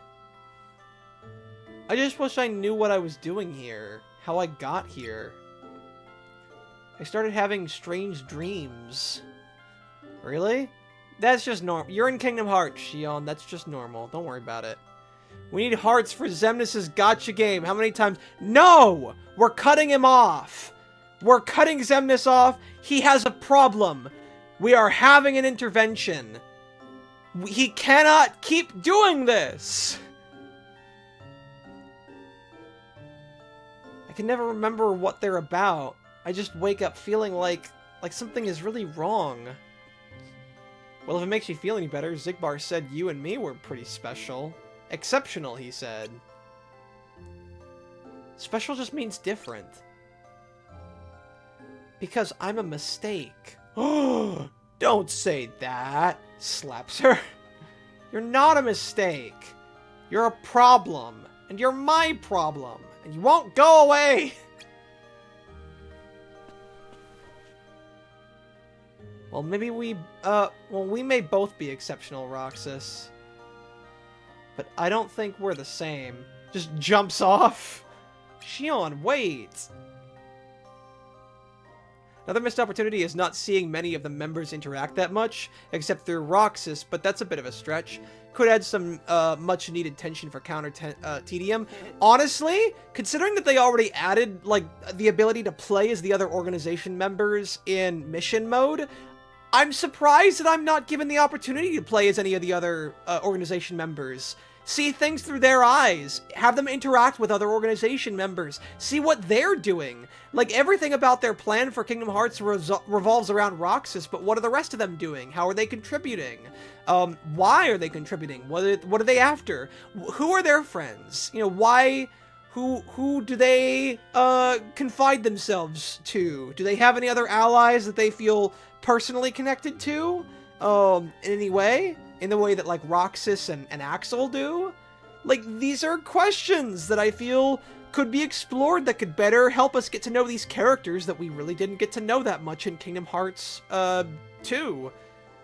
And we just don't, because we're here to look at bad, even worse Disney World plots. Maybe the tedium is intentional, but it's too suffocating in my opinion. Agreed. And I think somebody also realizes that, because if they didn't, they would have remade this game exactly as it is, instead of making a movie compilation of the most important parts. Hey, Axel.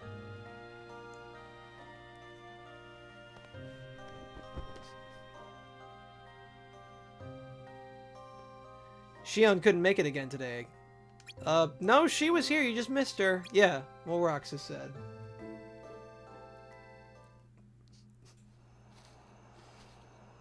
Whoa! We're back to Chain of Memories! This was a memory and a half. Yeah, we level up. Woo! We got more stuff. I don't know what the slot releaser is for. We've already got max slots. Guess Kingdom Hearts is good enough of its own without Disney and Final Fantasy characters. Honestly, yes. Yes, it is. Here's the thing. I would love to see a Kingdom Hearts game that just does away with Disney entirely. You know? Like, you can still keep some standard Disney staple characters and aspects. You can keep Mickey, Donald, Goofy, Yen Sid, Minnie, the works. You can keep Chip and Dale. You can keep Jiminy. But, like, do away with the Disney worlds. I would legit love to see a Kingdom Hearts game that is comprised exclusively of Nomura's own original worlds, his own original characters, and his own original stories littered throughout, you know, a much larger story that is also of his own making. Instead of being bogged down by retellings, bad retellings, mind you, of beloved movies that I've already seen and told much better, in a way that just feels like it slows down the overall plot of the story. Now, granted, the other movies do it a lot, or the other games do it a lot better than this one. But I want to see more original stories. I want to see more original worlds. Like, here's the thing. If you tallied up every Kingdom Hearts' fans' favorite worlds, I guarantee you, if you ranked them all, if you ranked everyone's favorite, if you ranked every single Kingdom Hearts world based on popularity, I guarantee you, based on lore primarily, not necessarily gameplay, I guarantee you, top 5, maybe more, would all be original worlds. They would be worlds like Twilight Town, like Hollow Bastion, like, Destiny Islands. They'd be, like, those kinds of places. They'd be, the world that never was. They'd be the end of the world. Like, those are the worlds that, like, I guarantee you people would like the most if we're just talking straight story. Like, whose favorite world, whose favorite part of, like, Kingdom Hearts 1 is Atlantica? You know? Whose favorite part of, Kingdom Hearts 2 is their third revisit to, is Agrabah again. Doing a bad retelling of the worst Aladdin movie. It's just, nobody's gonna say, like, I'm sure, well, okay, there's definitely gonna be people out there who say it. But, like, if you ask them which worlds they like the most based purely on story, no gameplay, no mechanics, no nothing, just, like, the worlds that they like the most in terms of the story, it's all gonna be original stuff. Just do more original stuff. I mean, it's never gonna happen, but I'd like to believe that it might one day happen. Pete, what's your thoughts on the Kingdom Hearts 4 trailer? I'm hyped. I'm excited. Also, why am I here? Am I gonna be fighting someone? Why am I changing my... Huh? Oh, save. Hold on. Yeah. Yep, look. 16 hours. I'm betting we're probably up to 17 by now. Yep, 17 hours. 17 hours, 14 minutes. We've been playing this game for 17 hours. And we're only now getting into, like, the interesting stuff. It took 17 hours for us to, like, finally have Riku appear on screen. And for Xion to finally get hints of how she's lesser than the other nobodies. Why? There's so much tedium in this game! Kingdom Hearts 4 retelling Cars and Cars 2. God, no! No! No! I refuse. No! They better not. They better not. I refuse. I would rather take a Finding Nemo world. I legit would rather take a Finding Nemo world, because at least in Kingdom Hearts 3 proved that they finally could get good water combat down, or at least decent water combat down. But as for my thoughts on Kingdom Hearts 4 trailer, I think it looks interesting. I think it looks promising. We've not seen, like, any... granted, I think what we're seeing isn't, like, real gameplay. It's more than likely just a cinematic recreation of gameplay. But, like, it's gonna be really cool to see how it turns out in the very end.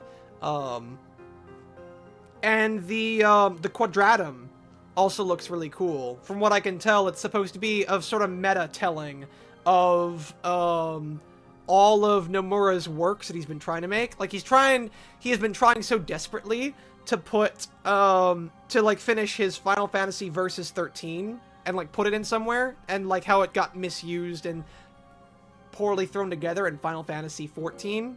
Now he's trying to do it again in the Quadratum, and the Quadratum is literally, you know, it's Square. It's Square Enix, because Quadratum, 4 sides, square.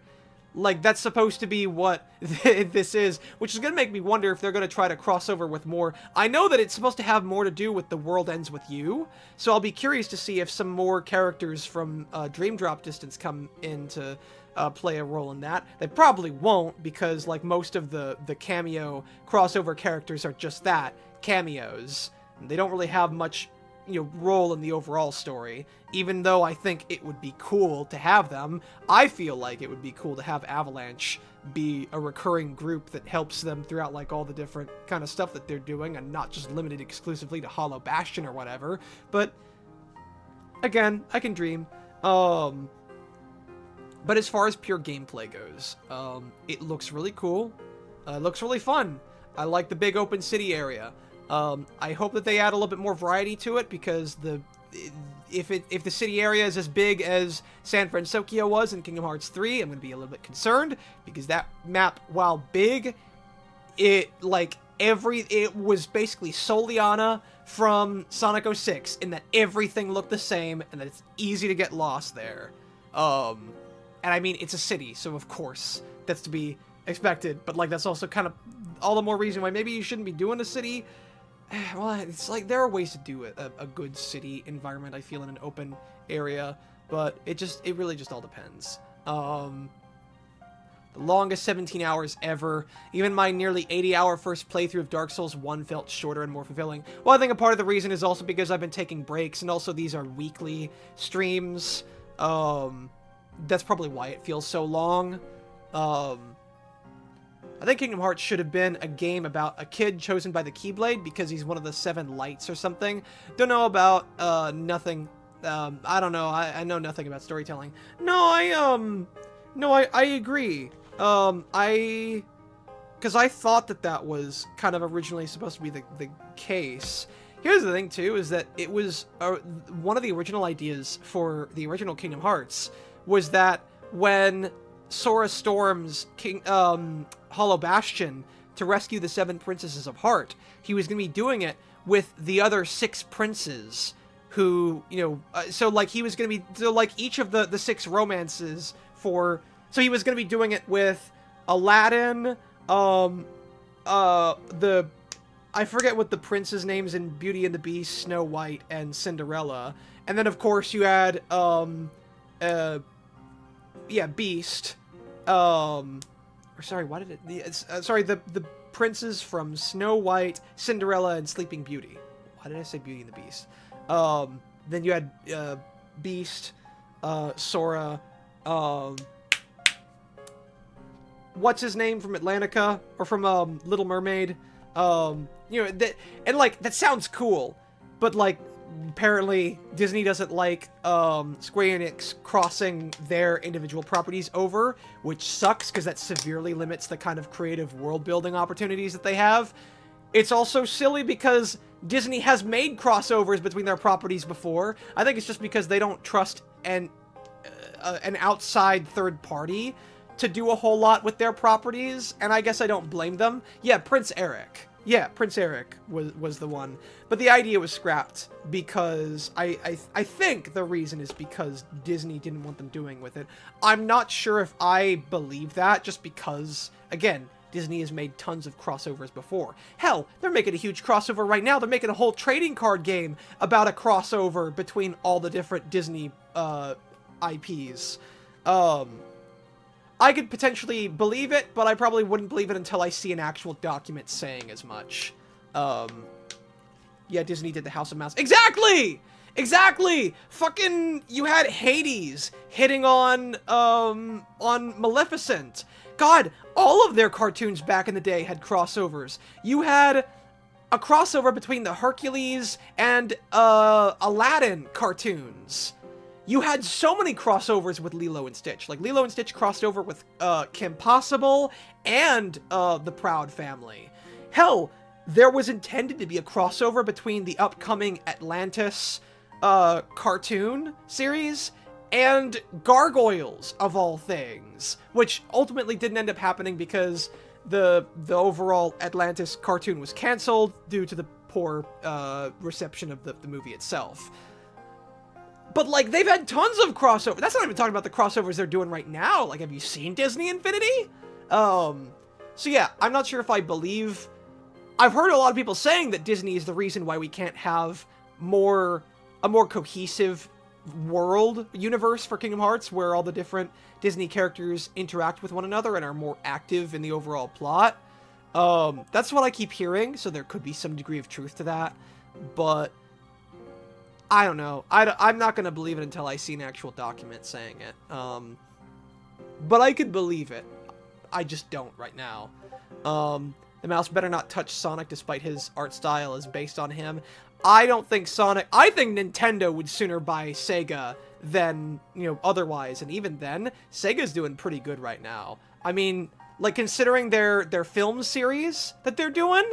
Like, yeah, I think I'd be surprised if they just sell out to Disney entirely. At the same time, though, I also don't think that Disney would lower themselves to invest in Sega, of all things. I feel like they look for titans, you know? They buy up Marvel, they buy up Star Wars, they buy up, the Muppets. Just big icons. And granted, Sonic is a bit of an icon, but he's been a shaky icon. He's only just now getting back on his feet. I think it'll take maybe a couple more decades of the same stuff that we're seeing right now before, well, maybe not even, at least another several decades. Also Fox. Yeah, Fox too. God.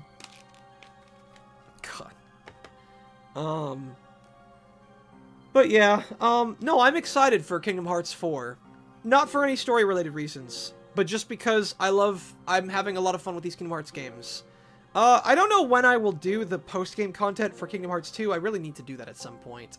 Disney would sooner try to buy Nintendo than buy Sega. Yes, exactly! Yes, because Nintendo is an icon. They are someone who is so consistently, you know, profitable and good that, and hugely so, the Disney, of course, would probably try to do that. Nintendo is too successful to lower themselves to, you know, be sold off to another company, I don't feel. But at the same time, it would not surprise me if Disney would try. So yeah, Sora be racing with Lightning McQueen. Honestly, if they can do a better Mario Kart clone that they did in Birth by Sleep... Granted, I don't know what... I can't speak in that regard. I really shouldn't, because I've not played it myself, but I've heard that it's a really bad Mario Kart clone. I guess I wouldn't be against a Cars world in that case, so long as it is kept exclusively to racing and nothing else. No combat, just racing. And if it's a good enough racing minigame, I'd be fine with that. For real. But anyways... Yeah, we're getting... Actually, yeah, we're almost at 4 hours anyways. I was expecting to end this a little bit sooner. But yeah, that was fun. I don't know what I'm going to do next week. I might talk about Superman. I'm not quite sure yet. Haven't quite decided. Maybe not. I don't know. I think as I've thought it over a little bit more, I think I may not. But, yeah. 152 days out of, what is it, 358 days? So I still have 200 more days to go. Fun times ahead. But anyways, that's gonna be it for today. You guys have an excellent weekend and stay